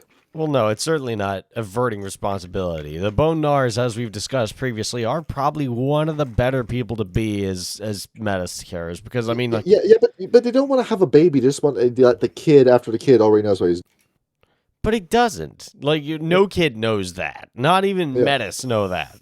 Quite frankly, it's like if they were there and like a Fianna walked up to them and it was like, I've made a great and terrible mistake and I've violated the litany. Can you take my kid? And they'd be like, yeah, sure, we could look after the little kid. You're good folk. We appreciate you bestowing us this responsibility. And then all of a sudden, that bonar grows up and it was like, turns out to be a fucking great warrior. You know why? It was because the bonar's loving guidance. Because the bonars are good at that shit. That's why we like the bonars. And the Fianna father comes back and he's like, Scott, I am your father. I haven't seen you my whole life, and now you come back expecting a relationship? I hate you. Basically, yeah, and also, let's be perfectly real, a Fianna father certainly 100% would not do that. Well, because we just brought up Shane, let's go to the Fianna with this. Let's do the next bit. See, Shanny, unmute thyself. We got Fianna to go over. I apologize. I forced the hand to talk about the Fianna more. The Fianna. I think Shanny's AFK. Oh, she died. No, I'm here. Oh, there we go. I'm here. And I was just looking at the Fianna too. I was willing to talk about them next anyway. Let's do it. Okay, well, we all know that the Fianna hate the Metis, even though they get drunk and make the most Metis. Gavin One Blow even goes on to say, "We like our drink and get it from time to time. Passions that are kept under control in everyday situations are inflamed with feasting. I think most of our metas are the result of drunken fooling around after a great victory." His D name is what again? Gavin One Blow. Yeah, because you tried it the one time. You had too many beers and his dick was right there, and you said, "Well, if I just give it the one blow." I don't think that's it at all. I think he's the Irish One Punch Man myself, but you know. He tried it to see if he liked it. And then he got his deed name because of it. I'm going to be honest, if I got my deed name for blowing a guy once, I would probably blow my own head off. Understandable. So, you know what's interesting? They would call me Kyle Kirks Cobain. Please do not Baja Blast your brains out. I love you. No homo. I found it rather interesting. Video of the fucking guy dressed as Donald Trump playing Call of Duty, and he's like inspecting a shotgun. He was like, "Kurt Cobain POV. Never mind, I'm just kidding, just kidding." Turns the gun around. Courtney Love POV. Oh my goodness. You gotta send me that video. Fucking 2026 the year all these conspiracy theories got proven right. So I find it ironic that Fiona will probably take care of a human child with Down syndrome, but they will not take care of Metis. Well, yeah, superstition as well. Most likely. Which is kind of funny. It's not funny, but it's kind of ironic. Very, very stupid. Like any sort of physical deformity or imperfection that Fiona see, it's voodoo to them, and they stay away from it. Well, then how come they love the Silent Striders? Because they're considered to be bad luck with bad news. The bad luck was because it's the one time, it's the one blow. You have the one blow at the Silent Strider, and he's off on his way. You don't ever see him again. It's also because, well, they're actually there to bring you news so you can prepare. Yeah. They're also haunted. They're bad luck, I tell you. Well, yeah, bad luck, I tell you don't bring one into the Karen. Karen. You go to your favorite bar, you get the news, you get fucked up wasted, and he's gone by the next day. Yes, he's out of your life. You don't have to deal with that shit. No, actually, they show up to the Karen. They actually have a merit for that allows them access to any Karen they want as long as they're actually sending a message. Yeah, but you don't invite them there, and you certainly don't tell them where it is. They don't need an invitation. They just show up, and they're allowed in. Shanny, do you want to do the Gaffemers? Sure, but I did want to go over this one particular instance where a Metis is born from a Fiona sept. Oh, let's if do we it. have time. Let's do it. Yeah. Yes, it's the sept is called the Sept of the Long Hill in the Forest of Bolin. So they take the Metis baby, they leave it out in the wilderness. If the baby dies, the parents get off pretty lightly. If the baby lives, the parents go through a bunch of harsh punishment rites that usually result in death, and they will pawn the child off to someone else. Really? I thought they just shipped them off to Boston. That too. So. Is that right? Yeah. We also skipped the Children of Gaia, but I mean, it's the same thing. Children of Gaia, Children of Smaya. Yep, they love them. They're gay and they love them. Yep. The Gaia Fenris are pretty simple too. Can they fight? Yes. Okay, they can stay. If not, fuck them. Exactly. Is my child up to standard? If not, I'm going to throw him in a dumpster. Yes. And that's it. They'll punish the parents, but if the kid is strong, they'll keep the kid. Let me read this directly from the book. While the Gaffers punish those who breed Metis, they are often very open about their homosexual relationships. Sometimes everyone's gay in this. Among the Get, there is an idea that warriors should share everything that companions that fight together make good partners. Since this does not produce any Metis, Get see it as a safe way for true warriors to strengthen their bonds, and most Get Septs seem to have at least a few homosexual couples. I am telling you, it is the gay of Fenris. It's not it's the gay. I mean, the Spartans are the same way. Listen. Or is it David Hill propaganda? Yes. Ramstein. Okay, but listen. Pretty much all the tribes are some flavor of gay in this book, and that's fine. That's whatever. But the thing is, Johnny, listen. Yes. Even the get paragraph you were talking about earlier, very briefly. He was all pedantic about, oh well, they can still have sex. Okay, when we have sex, they're not breeding exactly, so it's just having sex for pleasure. Like, and even the Fiona mentioned this. Like, yeah, some have homosexual relationships, but they're not producing a meta, so it's fine. Even though they're still technically it's Garu screwing Garu. So this is what I'm saying. And that's still violating the validity. It's not about reproducing and risking a menace. It's also about discipline. They don't want, because like having sex as a means of pleasure is even that is actually considered to be looked down upon in terms of the good. It's still about, so yes, that's what I'm saying. It's these people that didn't grow up and like work for and write Werewolf the Apocalypse. You got guys doing this. And this is what I was saying before about the sexual content of these books. You were porn-brained when you wrote these pages. Exactly. No, even going down to the Glasswalkers, right past it, I just skimmed over that. And I'm like, yeah, no, this is just some cum-brained bullshit. You typed this with one hand. Yeah. You're saying this was written by a furry. No, it definitely is. The amount of just like not just sex, but like gay sex involved in this too. You knew what you were doing. You can hear the squelching between the keystrokes. If I may bring up Guardians of the Cairn, which, okay, question here: does this segment add anything to Werewolf the Apocalypse that Guardians of the Cairn didn't already do? No. It's about the same. Because you're noticing a lot of stuff that we're saying we have already said in the Guardians of the Cairn episode. Yes. Exactly. But the new stuff, which is what I want to point out, was all the fucking sex talk that is in this portion of the book specifically. I'm kind of glad that I didn't get this far while I was reading it myself. You might be thinking, like, isn't this like hypocritical humor? Because after all, look at our channel banner, look at our channel icon. Do we talk about that all the fucking time on the show? No. We don't go into fucking detail about this. We don't make that our identity. These are fucking mascots that are werewolves for a channel that talks about Werewolf the Apocalypse, so that's why we have that shit. We don't make this a fucking identity, except for Kyle, who will look at his icon on Discord. Fuck you too, but yes. Wait, if that's the case, does that mean that like I'm attracted to Gur from Invader Sim? It's entirely possible, Vic. You do listen Hey, yo, no! Do you ever shop at Hot Topic? Oh no. Plead the fifth. Take the high road, Vic. Plead the fifth.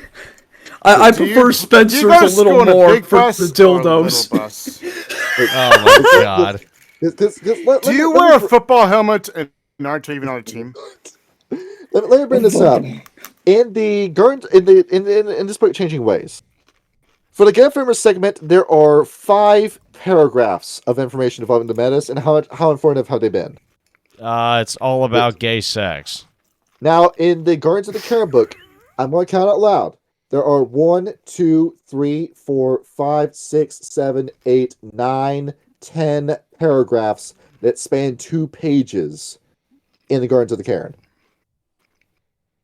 So, this is what I'm saying. If the point of this book was to compartmentalize this information and get it more accessible to a new audience that got into this book through W20, which a lot of these fans nowadays have gotten their start with Werewolf W20, why did you spend so much time with penis talk and pussy talk in this book? I blame David Hill personally. Now this is the next thing, because I've gone over detail with you where every posting I've seen of Werewolf 5th Edition on Roll20 has been either the DM is in a fursuit, and that's his profile picture, or the players are in a fursuit, and that's their pictures. This is what led to that. This is what opened the gate for why W5 was written the way it was. Yes, we've already done. I can see that. We've already done a thorough ripping of W5. 5th edition game. So have you read any of the other old werewolf books? No, except for maybe the changing ways. Oh, god damn it. And this is what I mean with this, where this book is so sexual when it just does not need to be, and there were no books in revised Werewolf that got this sexual. This is what I mean. Am I some sort of proof saying that you can't have sex in games? No, that's not what I'm saying at all. If you want further information, just watch our Rage Across Appalachia game. Now, if you do it for a purpose, if a character has a reason for doing this, do it. Because after all, Dan, when we were doing Disco by Night, you had Esther Rosenberg, who had sex as a means of control. You would show her that vulnerability to you, she would get one over on you, and then ditch you and break your heart, and that was part of her character. Exactly. And every time sex was involved, I usually am more like asexual in terms of my characters, but when I am playing a sexual character, I always ask to have everything cut to black. Yeah. Because I don't need details about how I actually fuck them. Like, I just fuck them, cut to black. It's just, a session turns into phone sex when you do that. Exactly. It's weird. No, and then at that point, it's like you're just making it uncomfortable for the rest of the players. No. Absolutely. Just roll performance and then get to the next scene. Exactly. Thank you. Yep. And then for Ins the Road, when we did Retros Appalachia, the reason why she was so sexual is because that is, if I may go into detail about something uncomfortable in this video, from what has happened to her. She was a victim of a sexual crime, and from what I've read about that, because when we were developing Ins the Road as a character, I read something about that, where victims of sex crimes like that either become super promiscuous or super shut in. And she was one of the more promiscuous types. So it's a element of her character that seems like, oh, you're just doing this for like the sake of sex on the surface, but no, she is a character that lived a horrible life her entire life and element to it, which is why that was in the game.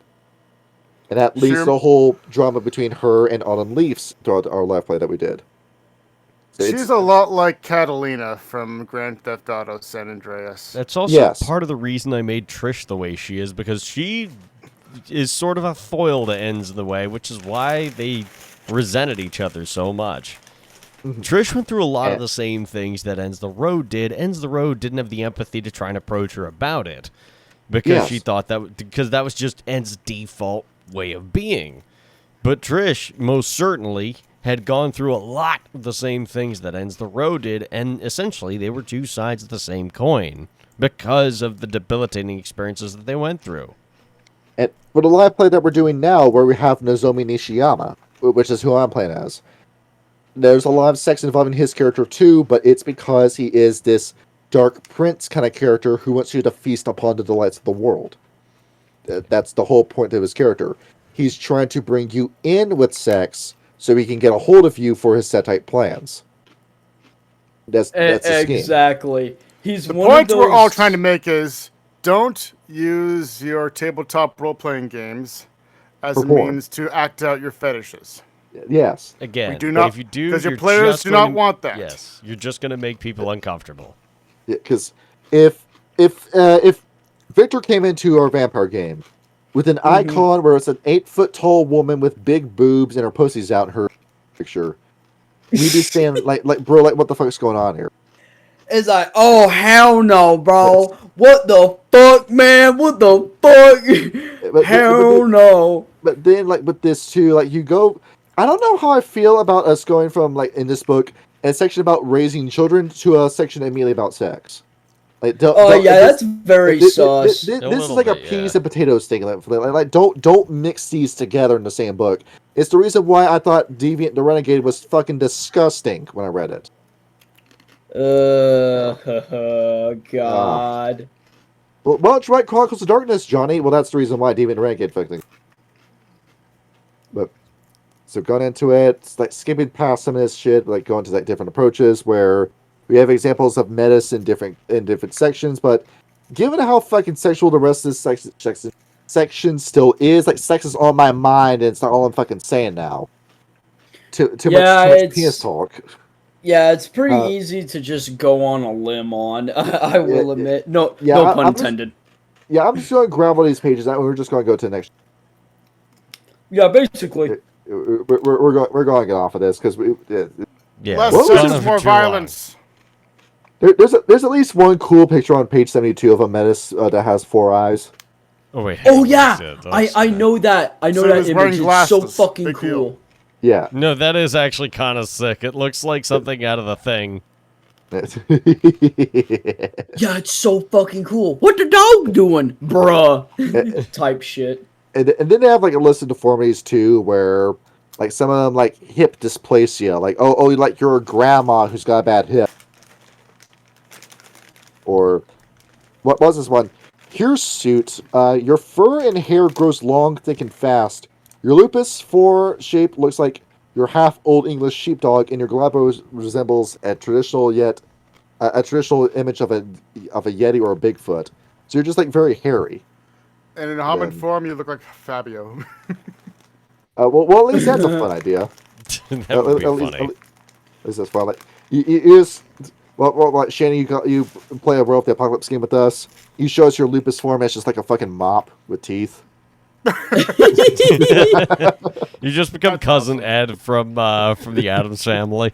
Just a big floof. I don't remember making a character like that. We'll make one. Let's see what like. Maybe. The deed name is Floof, or Mops the Floor. Mops the Floor. Yo, that makes me think of that movie. What was that stupid movie where the guy turns into the English sheepdog? What was that stupid ass? Oh, I know what you're talking about. It's the Shaggy Dog. Yeah. I liked it. Yeah, Shaggy Dog. That's weird. That weird ass movie. I'm thinking of that. Fucking Tim Allen turns into a sheepdog. Yeah, it's like some furry shit, bro. We learned some new things about Tim Allen in this episode. and then okay, here's one. Unnaturally colored hide. Your fur is an unnatural color like green, blue, pink. Okay, we know what you're doing. See, why not? We had this before with the albino deformity. You have pink hair. And honestly, that was one of Aput's defining characteristics, and it worked for his character.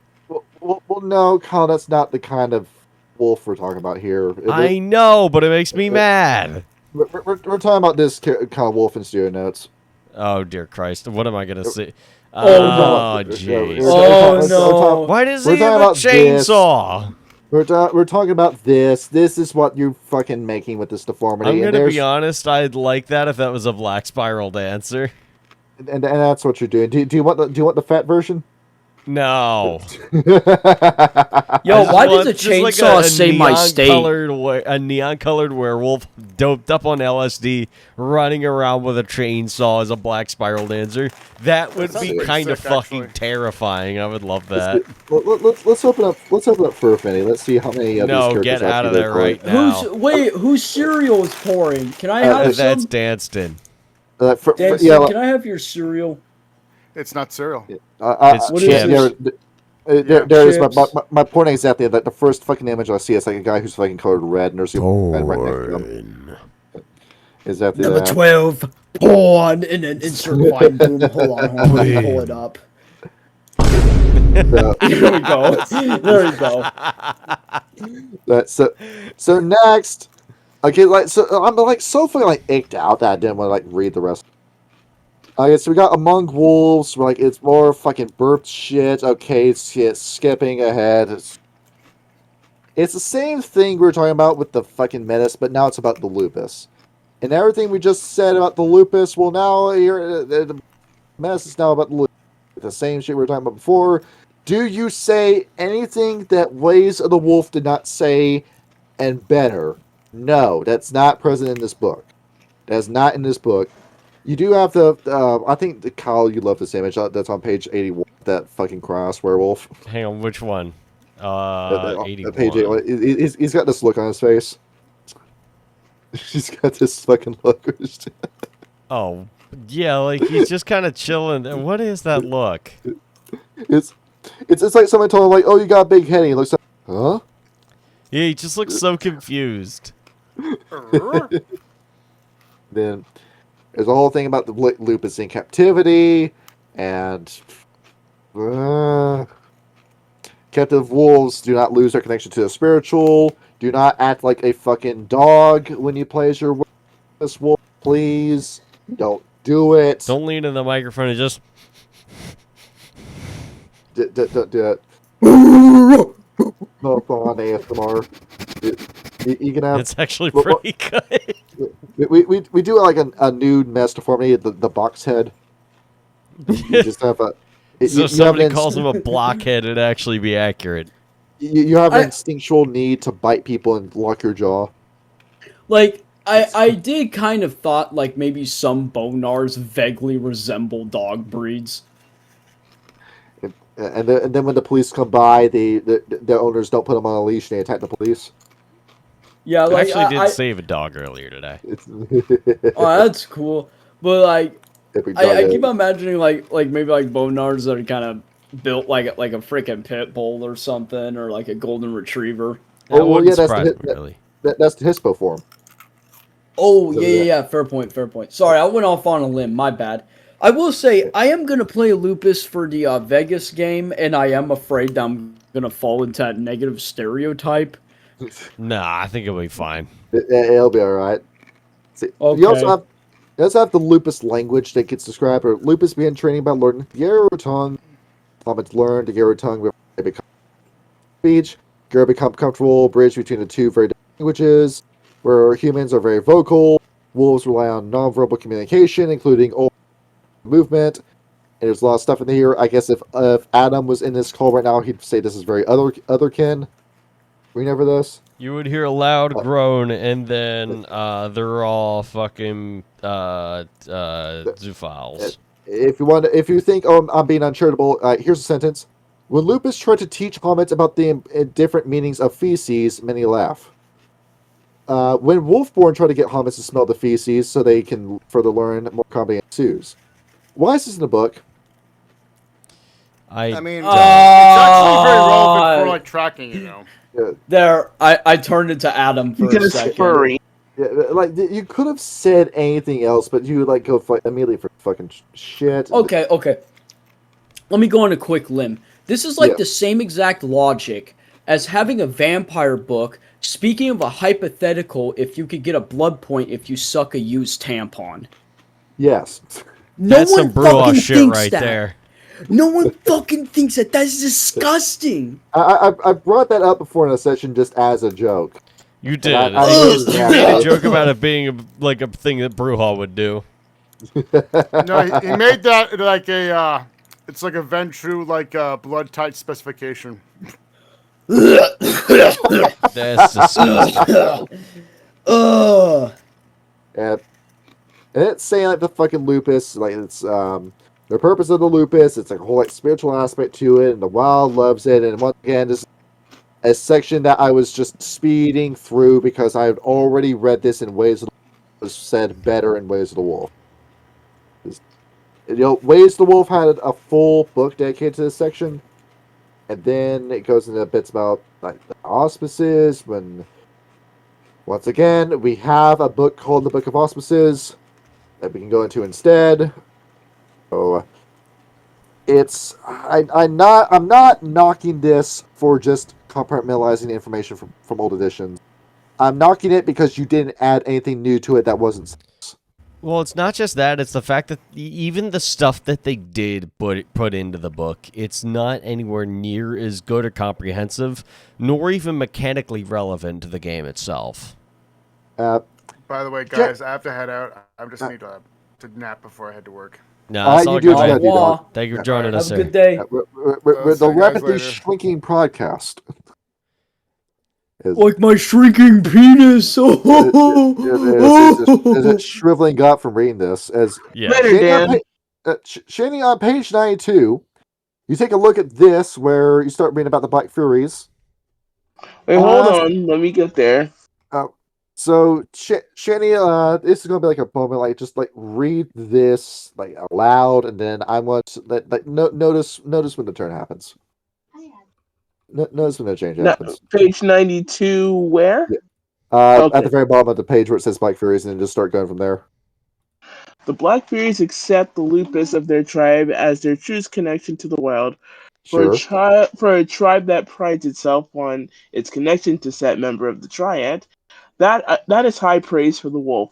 The True. lupus from the tribe will usually only breed with wild kinfolk, not wishing to taint that connection with weaver tainted captive wolves. Okay. The Black Furies allow their lupus to connect to the wild on their own terms. Indeed, many Hamid Furies will emulate their lupus tribe mates to deepen their own connection to the wild. Yes. In their Grecian homeland, the wolf population holds steady at 700, while wolves have government protection. Nearby Macedonia has a wolf population of over 1,000, but no legal protection.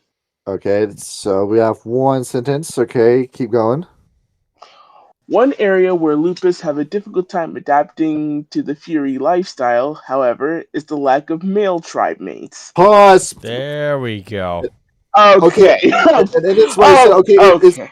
Are we immediately going into sex again? And the answer is yes. It's all about sex and ass. All this fucking is just fucking penis talk, but now you're talking about fucking ferals. Strensky, why the hell are you here, man?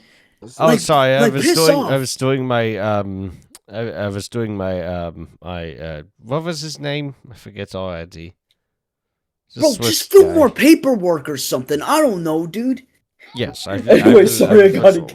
This is like the biggest fucking like self-reports of like werewolf players being furries. Yeah, this is where Adam would throw a fit about this shit because exactly. No, you don't need to. You don't need to do this. You don't need to go into this much detail. This is like for the fucking like Colossus Workers bit. This gets brought up. For like the Red Talons bit, it gets brought up, and then we know where it's going from here. And if there's like a camp section who gives a fuck, and there's like a set section who gives a fuck about this, okay, let's just skip the rest of this chapter 2 because we know where this is. Okay. Then we have like a family member shit where, okay, I see what you're trying to say here about like growing up within a tribe. Okay, I see where you're trying to go with this. I'm very skeptical about it, considering what the previous parts of this book have been about.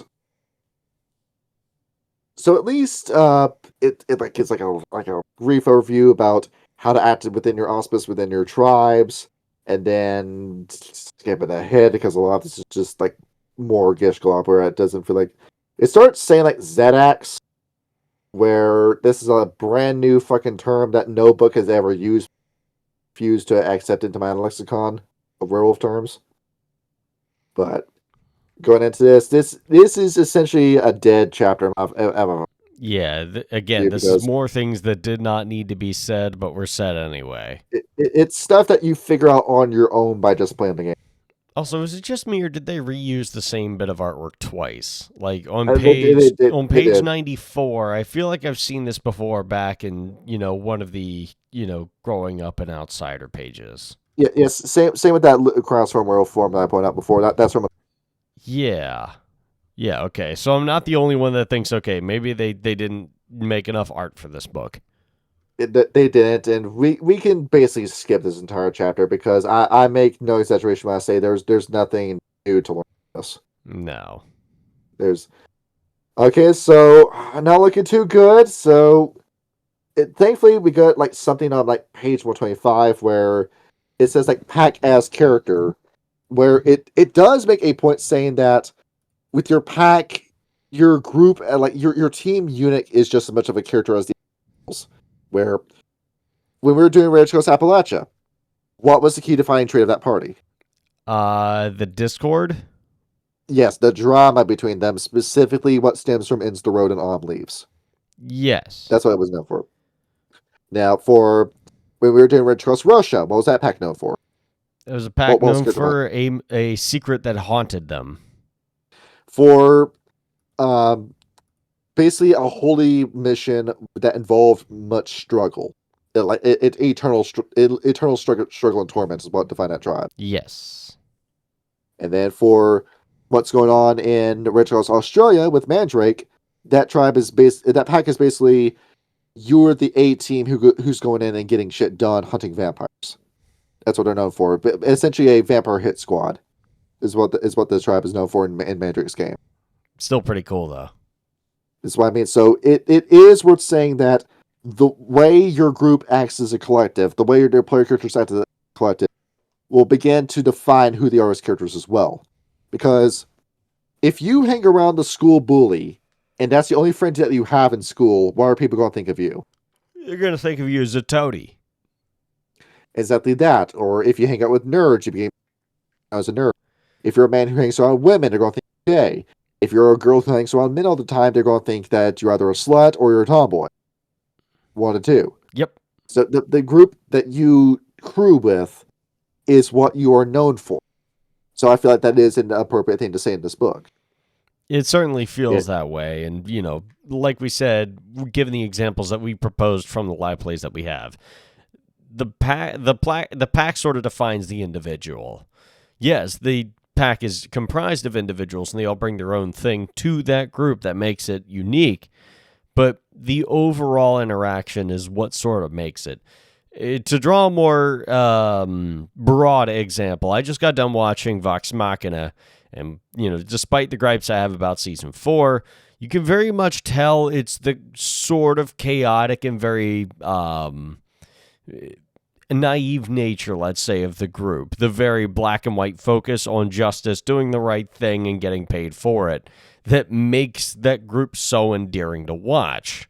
Meanwhile, and I just started watching The Mighty Nine as well, you see the different intimate struggles of each member of the Mighty Nine itself, and that is what defines them. And that's why I mean with certain groups as well, where for me, when it came to some of my favorite RPG parties, Kyle, I think I've told you before about Nier, and how Nier is one of my favorite games. Yes. And it's specifically the slow budding formation of the four players in that four player members in that game: Nier, Vice, Kaine, and Emil.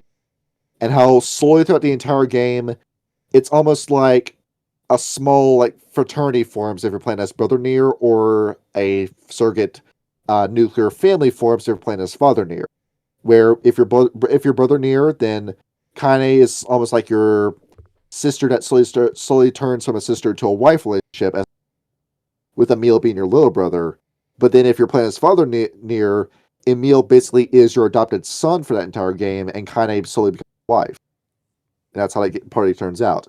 And they're fucking weird-looking characters, but the way that they interacted with each other and slowly leaned on each other for support in a world that was fucking filled with death makes them one of my favorite parties of all time. Yeah, exactly.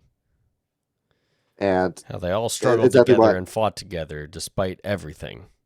And what you do as a pack in your game is going to help the going to.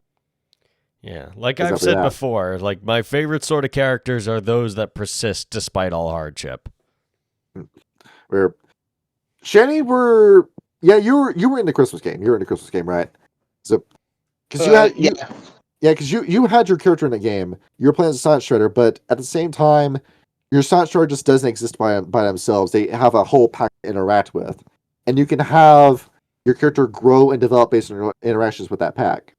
Because I remember your whole segment with Drowsinger where you're fighting the baseball-headed Fomori was one of my favorite parts of that game. Where just I put the two of you in a scene together that you two knew nothing about each other, and I just saw you immediately start interacting with each other in character. And that had me so excited to see that happen. But then... and that was fun, and I was nervous. That was my very first game. And you did pretty well. You did pretty well. Thank you. Speaking of doing pretty well, so that's not very done well. Page 129. Look at that picture. Page 129. Okay. Yeah. Take a look at this. You see that across from Werewolf? It is surrounded by people. No, the size of the werewolf. Yeah, he's a little bit too small, isn't he? He's like 6 feet at best. He's like 6 foot. No, he's a fucking manlet. Look at the size of his legs. He's like 5 foot tall. Yeah, I know. Like, under any other circumstance, this picture would be raw as hell. but it's just not right lore-wise. That's not the motorcycle he should be riding either. No. You should be riding the motorcycle from Dead Rising 3 that was combined with the steamroller. Honestly, yes. That would be cool as shit. But, you know. This is what just irritates the hell out of me with werewolves using modern technology. Sure, you can use some of this stuff with partial transformation. Sure, you can do that. But no, the guns you should be using, if you are making a werewolf with a gun build, do not use a fucking pistol. Don't do that. Have a shotgun at the lightest, and make that shotgun like a fetish to where it's like a gun from Borderlands, where, we have my character Stirs the Pot, who has a shotgun that fires medieval swords when he pops the tube. Yes. I mean, hell, they had this right in fucking Get Ephemeris first edition, where they had Sergeant Rage and his killer commandos, where the first page was him wielding a Tommy gun with a fucking a fucking magwell the size of a goddamn Garand. Or you look at Gogol Fangs first, who's in Rage Across the Amazon, with the chain gun from Doom Eternal. Yes. Exactly that. If you're going to do it to the nth degree. You're a 10 to 12 foot tall walking death machine. Like get a massive motorcycle if you're going to be on a bike. Get a massive gun if you're going to do a guns build.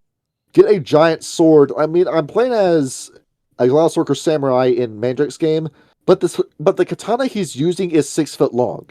Yes. If you're going to use a handgun as your primary weapon, make it a Smith & Wesson 500 Express.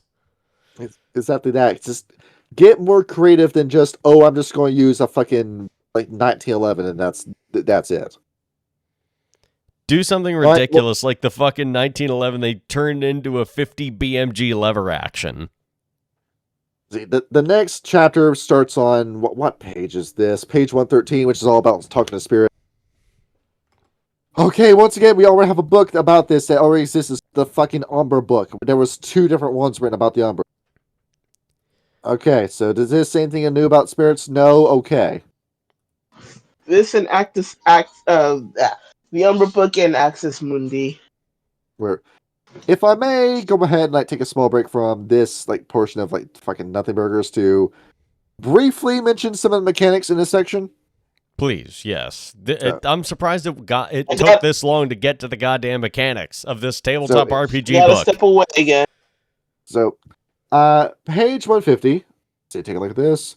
I'd like to give a thank you to one of the few people with intelligence I've seen on the White Wolf RPG subreddit. User goes by the name of Not a Werewolf, really. So thank you for compiling this list, because I was going to need it, because this is a fucking slog to read through. So there is a werewolf gift called, I believe it's called Go for the Jugular. Wolves have an uncanny ability to spot vulnerability. Lupus follows suit, sinking her teeth into the softest and most unprotected part of the foe that she can find. This is taught by a wolf or Cody spirit. The player spends 1 rage point when the werewolf makes a successful bite attack, increase the difficulty of the soak damage by 3. You read that right. That's fucked. You are rolling a soak roll of difficulty 9 before any other model. That's just terrible. Under most other circumstances, that's just an insta-kill. No, Kyle, it's worse. Is it? The user point out that this does more damage than getting shot by a silver bullet. Ooh, okay. Yes. This is a rank 2 gift. Yeah, that's a little overpowered for that, isn't it? That's fucking stupid, isn't it? You didn't playtest this. No, it's the only in Vampire the Masquerade, a guaranteed one hit kill is a shotgun in the hands of somebody who knows how to use it. And even with somebody who doesn't, if you are lucky enough to get a shot off, that's still 5 out of 7 of their hit points shredded in an instant. Where I may do a control F of this. I think it's called Rhythm of War. There it is. A rune gift, level 1. The player spends 1 rage point for the rest of the scene. As long as the werewolf makes an attack on every turn, he's immune to stunning by massive damage and knockdown. The gift effect ends as if the turn goes by, which he does attack. So there was an old rule that I don't use because this rule sucks. That is about stunning. where if you take more damage than your stamina score, it stun locks you. Is an old rule in this game that I do not realize that gets that especially in the hands of a power gamer, it gets stupid. But they used to point out with this power, you basically turn off some other gifts as well. So stuff like Might of Thor loses its oomph in this version of the rule. Along with it too, with that being able to be stunned by damage like that, that essentially shuts down pack tactics altogether. Yeah, definitely. Even though you don't really get any sort of advantage in this game unless you're unless you're like me and you're kind to your players and you're like, oh, okay, you're flanking, you have a tactical advantage, reduce the difficulty of your roll by 1 or add 1 extra success, something like that. But then we have one that's even worse. Pack Shield level 2 Iron gift. The player rolls Charisma and Intimidation with a difficulty equal to the lowest will enemy, and the R rune spends an action drawing their attention. For the rest of the scene, opponents take a dice penalty equal to the number of successes on the activation roll to any attacks that don't include the Guru as a target. Opponents who have a lower willpower than the activation roll results are unable to attack any target but the R rune. That's a little busted. Like, I could have been cool with it being like, hey, no, you, me, like a 1v1 sort of, or call to the challenge, like in D&D 5e. Yes. Or hell, even command. But, like, to take away from the dice pool of them trying to attack anybody else is a little busted, and it gets worse as that goes on. Now, there's already, when it comes to newbie players and power gamers, that the R rune the go-to option for this kind of shit. So you've now pigeonholed any new player who sees that gift into wanting to pick that character. And you're going to go into Werewolf with the mentality of someone who's playing D&D. Yeah. With this. And this is even more brutal than the fucking Paladin shit. Yeah, and Paladins are already pretty busted, but, like, this is just kind of ridiculous. Along with it, too, we have a gift that is bad called Lord Defender. Level 2 All-Rune gift again. Once learned, the effects of the gift are permanent. The difficulty of any attack the character makes against his packmates, whether due to mind control, uncontrollable frenzy, or even his own will, is raised by 1. If he deals damage to a packmate while under supernatural influence or throw of the worm, he may immediately roll willpower with a difficulty equal to the number of successes scored on the original roll that caused the influence. If successful, the supernatural effect or frenzy ends, and the R-Rune gains a point of rage. So there is a way you can game this kind, where you can have your pack members throw themselves in the way of your attacks to break them out of Dominate and give them a point of rage for free. Potentially, but this would also come at the cost with, like, depending on how strong your R-Rune is, and given that you're building an R-Rune, you expect him to have a pretty fucking busted strength score, not to mention your form bonus as well. That would just fucking kill a player, if I'm being perfectly frank. But also from the perspective of a guy who's a DM, that shuts down any reason to ever put a venture in there. It does, yeah. In all honesty, like any sort of like counter to dominate should be a background. Like in Rage Underground, Little Sparrow had Indomitable as one of his merits, where he could not be dominated or, you know, be enthralled under any supernatural means. That was one of the merits that I took, which made the interactions between him and Rudy so much more interesting. And let's see here. There's another right. Okay, so skipping this bit, but to quote the post directly, once we move up in the ranks and the bonuses get even ridiculous, is a hard rule in Werewolf that you never add a 1 to 10 stat to an attribute on any roll. It's never wits plus willpower. It's either attribute plus ability or rage justice willpower. Except with home turf, where it is your charisma, intimidation, and your pack R-Rune's rage rating. Not your rage rating as an individual, your R-Runes in your packs for that gift. That sounds busted. That's a dice pool that can, in theory, go up to 20. Yeah, no, fuck that. And next up is the worst of them all. just to, like, really get the point across of how fucking dog shit these new rules are. Right of Accord, Pledge to the Battlemate. Level 3. The Galliard epics come from around the world to tell of a mighty deed accomplished by fought side by side always to the bitter and glorious end, known to the Galliard nation as battlemates. The rite allows 2 warrior wolves who have fought together for some time to dedicate themselves to each other as blood sister and brothers in arms, forging a bond in blood and strife that can only be broken by death or betrayal. Rite masters are careful to assess the relationship between the 2 petitioners before consenting to perform this rite, ever mindful of the litany. While most tales involving battlemates are inspirational, a few tragedies that teach would-be mates to not grow too close to each other, the system. If the rite succeeds, the ancestor spirits recognize the 2 warriors as true battlemates and give them their blessings. As long as neither mate goes back on her word, the characters gain each 1 point of willpower and 1 point of rage per scene in which they fight together against a common foe, and they will each gain 1 point of temporary glory renown when they emerge victorious over that foe. So to put that in perspective, Kyle, every time you and that character engage a new enemy in a scene, you get a point of willpower and rage for free, and if you kill them, a free point of glory. That does seem a bit busted, and again, it goes back to your earlier point where they definitely did not playtest this well. You go from, in this, Kyle, from playing Werewolf the Apocalypse to playing Dynasty Warriors. You killed an enemy general. You're a better joke than I have heard. Yes. But I do like the idea of this, right? But it most certainly is imbalanced. I think if it's something more like, once per game that you could do that, or like maybe once per session you could do that, I'd be more willing to be a bit more lenient with that. I do like the idea in a more like RP heavy game where your characters really do forge like a very tight bond. And it's like, my character gets along really well with this character. I want us to be like brothers in arms, to do cool stuff together in order to encourage more RP, in order to make the stakes that much higher for them to fight for each other. I'd be willing to let that go. But the problem is that it's just too much. I'm good with it being like, oh, if you fight together, 1 willpower, 1 rage point, in order to fight for your brother in arms.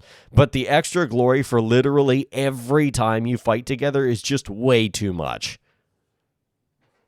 You quickly see just how you fucking like steamroll this shit. Yeah, you'd be level 5 before like the end of the goddamn game. But I said before that this was like the Pharaoh book. No, that the Pharaoh book is changing breeds. That's a different book. But you know what? Fuck it. We have some time. Do you want me to bring up the best part of changing breeds to you? Please. We're going to take a quick detour for this because we really did just run out of book at this moment. So don't mind if I do. Just go down to the best section of this. So Kyle, you know how a theme in Werewolf the Apocalypse and everything is that the land itself has magic to it. Yes. That the land itself has some value, has some mojo to it, and we see that with Vampire the Masquerade, where, for example, the Zimichi. Where the Zimichi cannot sleep in a place that does not have soil native to their land. That's a rule that they have, and we all know that. But then you have, for example, we'll say the Ravnos, where the Ravnos will just spontaneously combust if they sleep in a spot that's a mile away from their previous sleeping location. You remember that? Yes, that I do remember. Or all the curses that Set placed upon the land, and what was it? The fucking curses that he made upon his death at the hands of Shu-Hira. Yeah, that the Silence Chargers cannot sleep in the same place. Now, you go into that with Werewolf 2, where there's some, of course, with the tribes, everybody having dead to rights of the tribes, how certain totems are related to the land, like Grandfather Mountain, for example, being a very Appalachian totem. Yes. Or Volcano having power in the lands where there's a volcano. Or Tornado within Tornado Alley in America. It just makes sense. Certainly. Or or totems where there's an animal native to that land. Like, it doesn't make sense for you to have elephant as a totem in America. No. There are no elephants around. Unless you're at a zoo, I guess. And then with Meiji Ascension, it starts going into like everything you can do with correspondence and matter. But then you go into Wraith the Oblivion. And I think this is where they got the idea for this is from Wraith the Oblivion. By the way, I'm sending you a different thumbnail for this episode while I'm saying this. Oh, are you? So, yeah, I said I want to change it. I'll send it to you right. So should I? Okay, should I put that up on the screen or no? Don't worry about it right now. I'm sending it to you. But, Gotcha. But with Wraith the Oblivion, you remember how I told Jade Emerald and his slow conquest of the land, where he's slowly creeping over, trying to take over everything involving like any land that he conquers with his Wraiths, and his Kuei Jin becomes connected to the Chinese underworld. Yes. And we have Karen doing the same thing with Wraith the Oblivion, where we used to have a more diverse Shadowlands until Karen came in, took over, and then that place became Stygia.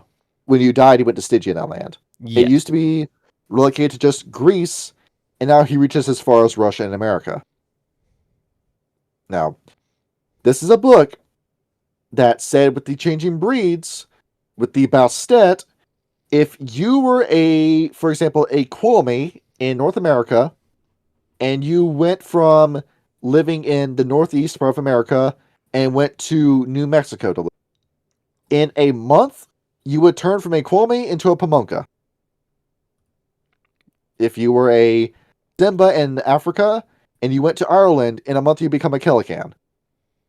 I mean, that's kind of cool, but at the same time, like, really? It already felt like the Bastet were just completely irrelevant, that this was just a partially mage-born group, or they were born from a union between Luna and Mage, and they were like a mage group already. But if they're just this fucking interchangeable to where just moving changes not just your breed, but your Yava, and your secrets, and your gifts, and your rage, and your gnosis, and your willpower. All that just changes immediately, or just All goes that can back just to fucking zero. change. And it really just does make the Bastet just feel like, just fuck it. Just fuck it all. Fuck it. Here's just your werecat who gives a shit. We made a werecat who gives a fuck about it. I mean, we do because we would like a little bit of consistency in our games. It's the same problem with Civilization 7, is that, like, you don't get to see your civilization through all the way to the end.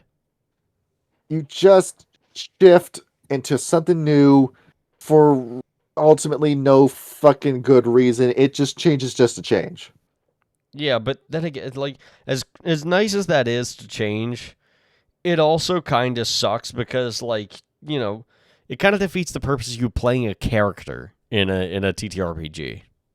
You also remember how I said that some of the Bastet are just straight up unplayable because their Yavas are just that restricted. You were saying that, and I was very sad about that.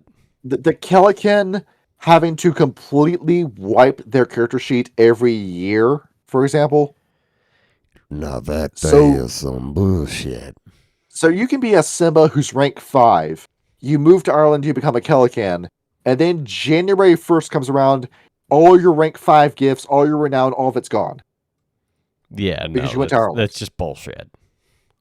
It's stupid. If we could get a grounded Bastet that actually contributed to the meta plot, but it's never going to happen because this game is dead. Well, it's also because it was written by people who wrote Mage. By a Mage guy, yes, he was writing it with one hand. Oh, god damn it. And with this too, it really did just hammer the final nail into the coffin where the Bastet just feel like complete dog shit. So do we need to remake the Bastet? Is that what you're saying? A complete fucking overhaul. The Bastet I would not needed. mind that. I think we could do it. Because you could be living in a world where like the Bastet actually got their shit together and outdid the Garou.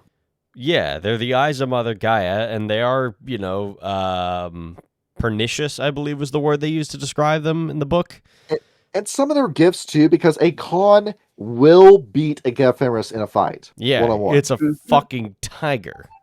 Yes. And Shanny, you were saying? No, I was agreeing with you about how the Bastet could outdo the Garou, probably could have taken over. But the thing, they don't like each other. They can't stand to be around each other.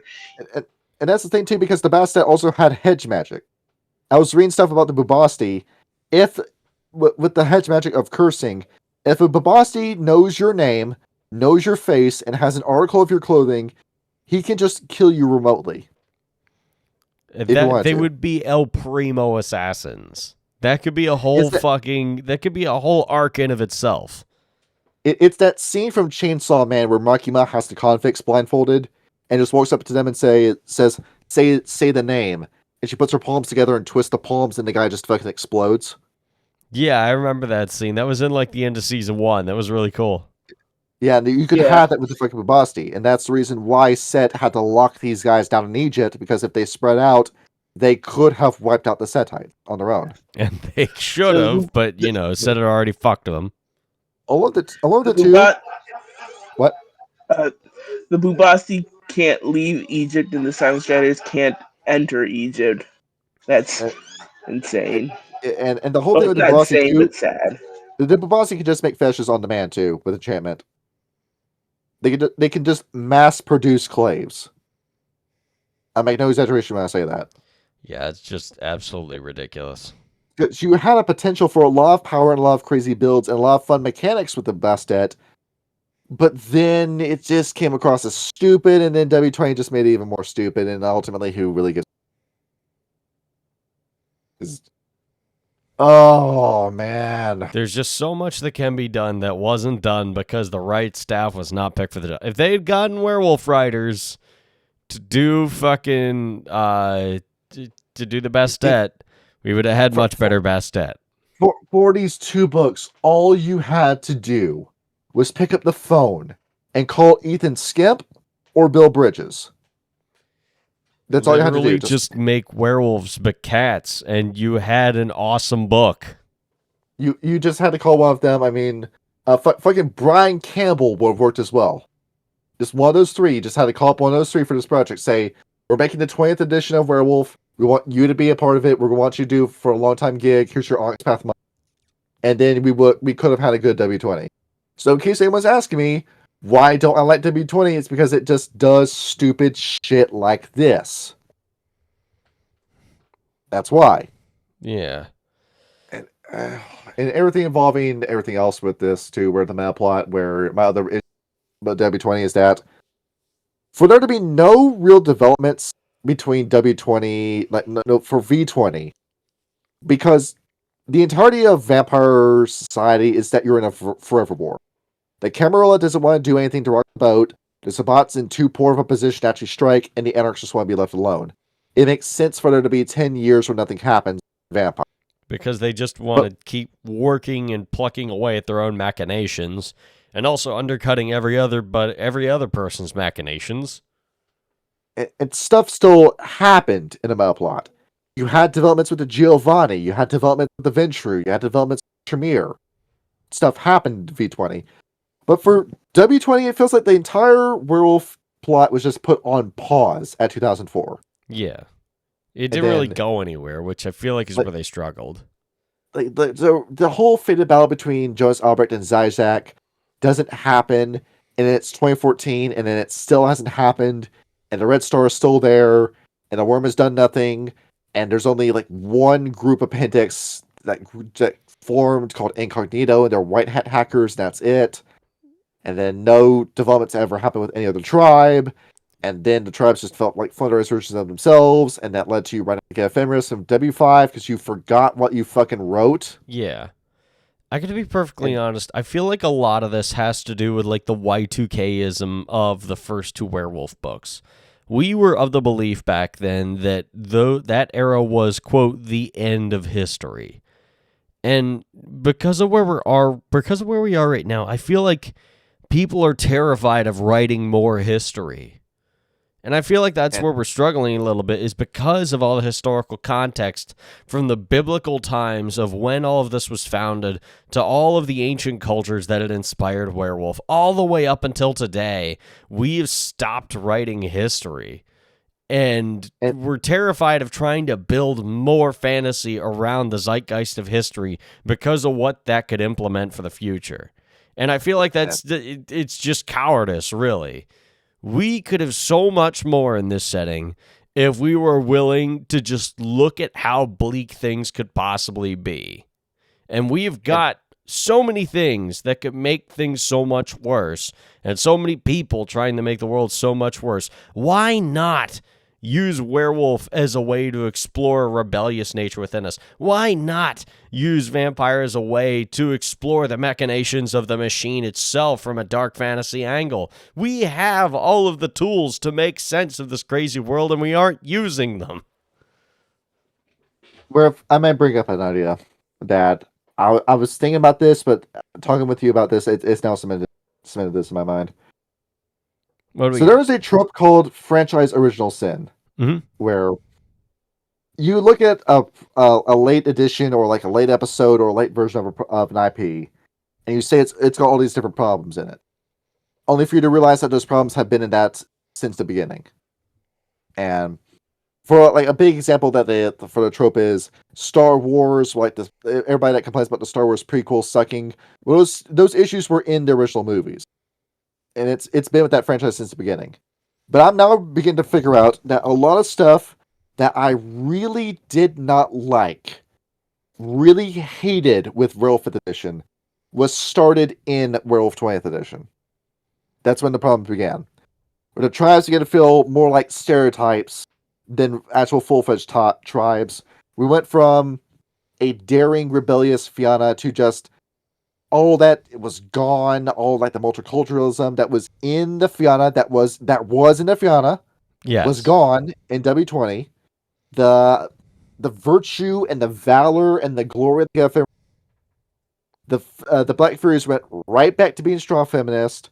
The Bonars were nothing more than hobos, and all these tribes just became stereotypes that everyone who was running for W5 used W20 as reference for, only saw the stereotypes, and that led to the loss of the Lieutenant, the Wendigo, and the Fianna. We've simplified and babified so much culture to the point in which it really doesn't make any sort of an impact. And along with the stakes of the game, where the worm hold on to care about. The worm just stopped mattering in W20 because it hasn't done jack fucking shit in years. The far left politics in the book, where the only metaplot addition that's in W20 is the Occupy Wall Street movement that they spurred out about in the original print of W20. There was 3 pages dedicated to that shit, I swear to you. And it was all they focused on, and then that was all they focused on in W5, which is far left politics that were complete fucking nonsense, like Occupy Wall Street was. It really was just like a slow infection of a cultural nihilism that had infected the series since then, and infected a lot of things since then. And down to the mechanics of the game, too, because W5, I'll look at the gifts, I think this is either pathetically weak, or this is stupidly broken, and it started in W20. You notice that I do not allow W20 gifts on my games. Yes. I do not allow that. We do that for a good reason. And that's because there's a massive difference in ethos between the two games, because W20's gifts got strong. They got too strong. They got strong to the point where I refuse to let a player have them because you're going to break an encounter. We just read that firsthand. How quickly those came online at rank 2. Yeah, no, how easy was to get your hands on that. So that's the reason why I do not do that. And then you go and you bring that shit into W5. All the shit that I hate about W5 is in W20.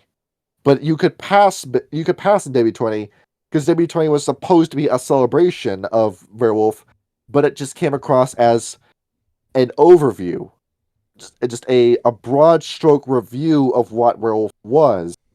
You took what was like 50 different books and you compressed it down to 10.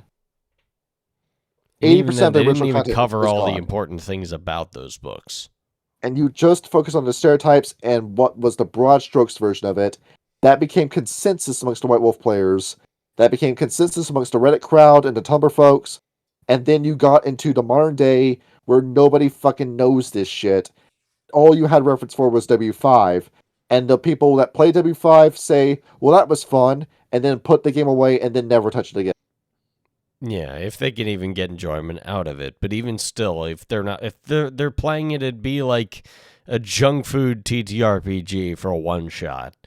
It wouldn't really make as big of an impact as 5e has with the fantasy that it offers. Or even something like Blades in the Dark, or hell, I'm having trouble thinking of other, Warhammer Fantasy Roleplay and how Yes. 2nd edition stands head and shoulders above every other edition. Or Dark Heresy 1st edition being clearly better than 2nd edition. Or how you still have people that will swear by and will make new content for D&D 3rd edition in 2026. Yes, it had an impact. There was a resonance to it. There was an importance to it.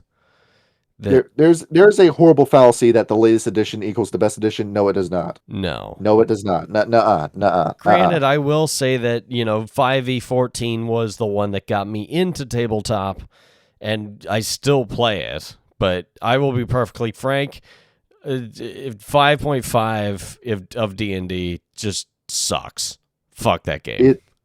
Were you having a hard time with D&D 5th edition? Well, here it is again, but it's even easier. No, I don't think it's even easier. I think it had the same problem that Werewolf 5th edition was, where it just gutted it. And there's just less options for you to do, and having a half orc or a half elf was taken out of the game for being problematic. So I guess WOTC was blaming you for race mixing. I guess so, but either way. So if you want to know why I don't like W20, that's why. And happy 1,000 subscribers. We decided to bitch about it, but thank you all so much for joining us. There we go. All right, so we got Victor trying to send me a subliminal message. I'm just saying hell yeah. Oh, okay. No, he's saying, Johnny, I can smell your breath through the mic. He's fucking with you subliminally. He just DM'd me that picture of SpongeBob walking out of his bathroom after eating the sundae. Wait, really? What? Did I? I'm sorry, I missed that. No, I didn't. What the fuck? No, I didn't. You're gaslighting me. I didn't. Last thing I sent was something that Kyle's gonna kill me for. That's something my character is gonna mention maybe next session. Well, no, if you do, well then I'll find a way to make it a really big problem for your character. Is it? Yeah, there it is. It's doing notes called this picture. Yeah, there we go. Oh yeah, where he just stinks. I remember I saw that picture and it's like him. Am I ugly? No, I saw somebody shared a picture of him walking into the Krusty Krab with the stink lines coming off him, and it was like middle schoolers after not showering for a whole summer and walking in after spraying on some Axe body spray. Oh, that is so fucking true. Oh gosh! Remember when Axe bombing was I'm not around middle school. I'm not around middle schoolers at all. So thank fuck, right? Yeah, but do you remember that Axe bombing was a thing though? Like you would tape the tab on a can of Axe and chuck it into a locker room.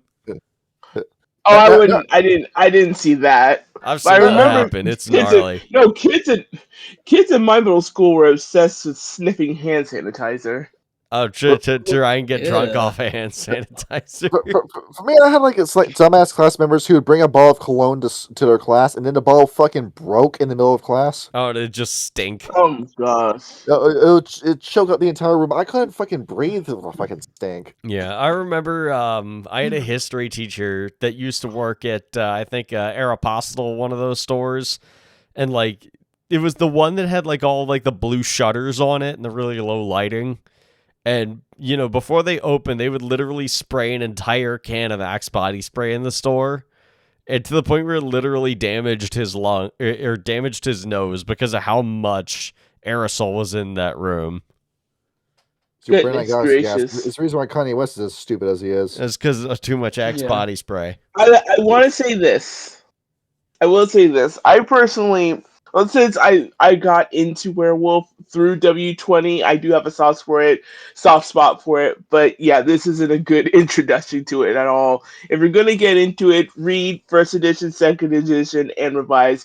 I just like these for I personally think it's a good read story wise, but not a good introduction to the game. Yeah, I've got a hardback copy of Werewolf 2nd Edition that I will prize forever. That's what you gotta hang on to. This should just be used as a gateway for you to start looking through old versions of the story instead of just, because old story is still good. It's that I feel like we're just thoroughly stuck in sloppy years right now, and we just need to wait for something to break us out. Well, we're getting there. I think as the generation that grows up with slop and recognizes it as slop gets sick of it, we have no choice but to make things that we know are true. We're sick of lying to ourselves, is what we are. Yeah, basically. I mean, that's why we're doing our live plays, instead of doing 5th edition slop. That's what we're doing. And to paraphrase the great Brendan Fraser in his award-winning film The Whale, fuck these ridiculous readings, fuck these stupid essays, write me something honest. Based. Hey, are we still recording? Yes, we are. Yeah. Oh, I was gonna use a really dumb brain rot buzzword. I was gonna say goy slop. It is, in a way. Goy slop. I am Andy Jew, and I qualify this message. There we go. This is the chuddiest show on all of YouTube. Yeah, basically. Dude, dead ass a coworker. There was soccer playing on the TV. And his coworker dead ass told me goy ball, and I started screaming out laughing. That's really I funny. started laughing. Oh yeah, goy ball. I'm gonna call soccer that from now on. That's really funny. Goy ball. No, I'm gonna fight you. That's a wrap on that. We can close the episode here. Let's have Shanny fight. Oh my god. Goy ball, that's the message. Happy 1,000 subscribers, happy goy ball season, and have a nice season. Oh my god. YouTube will be a miracle. GN everyone. GN, bye bye. Good night. night into the quarter.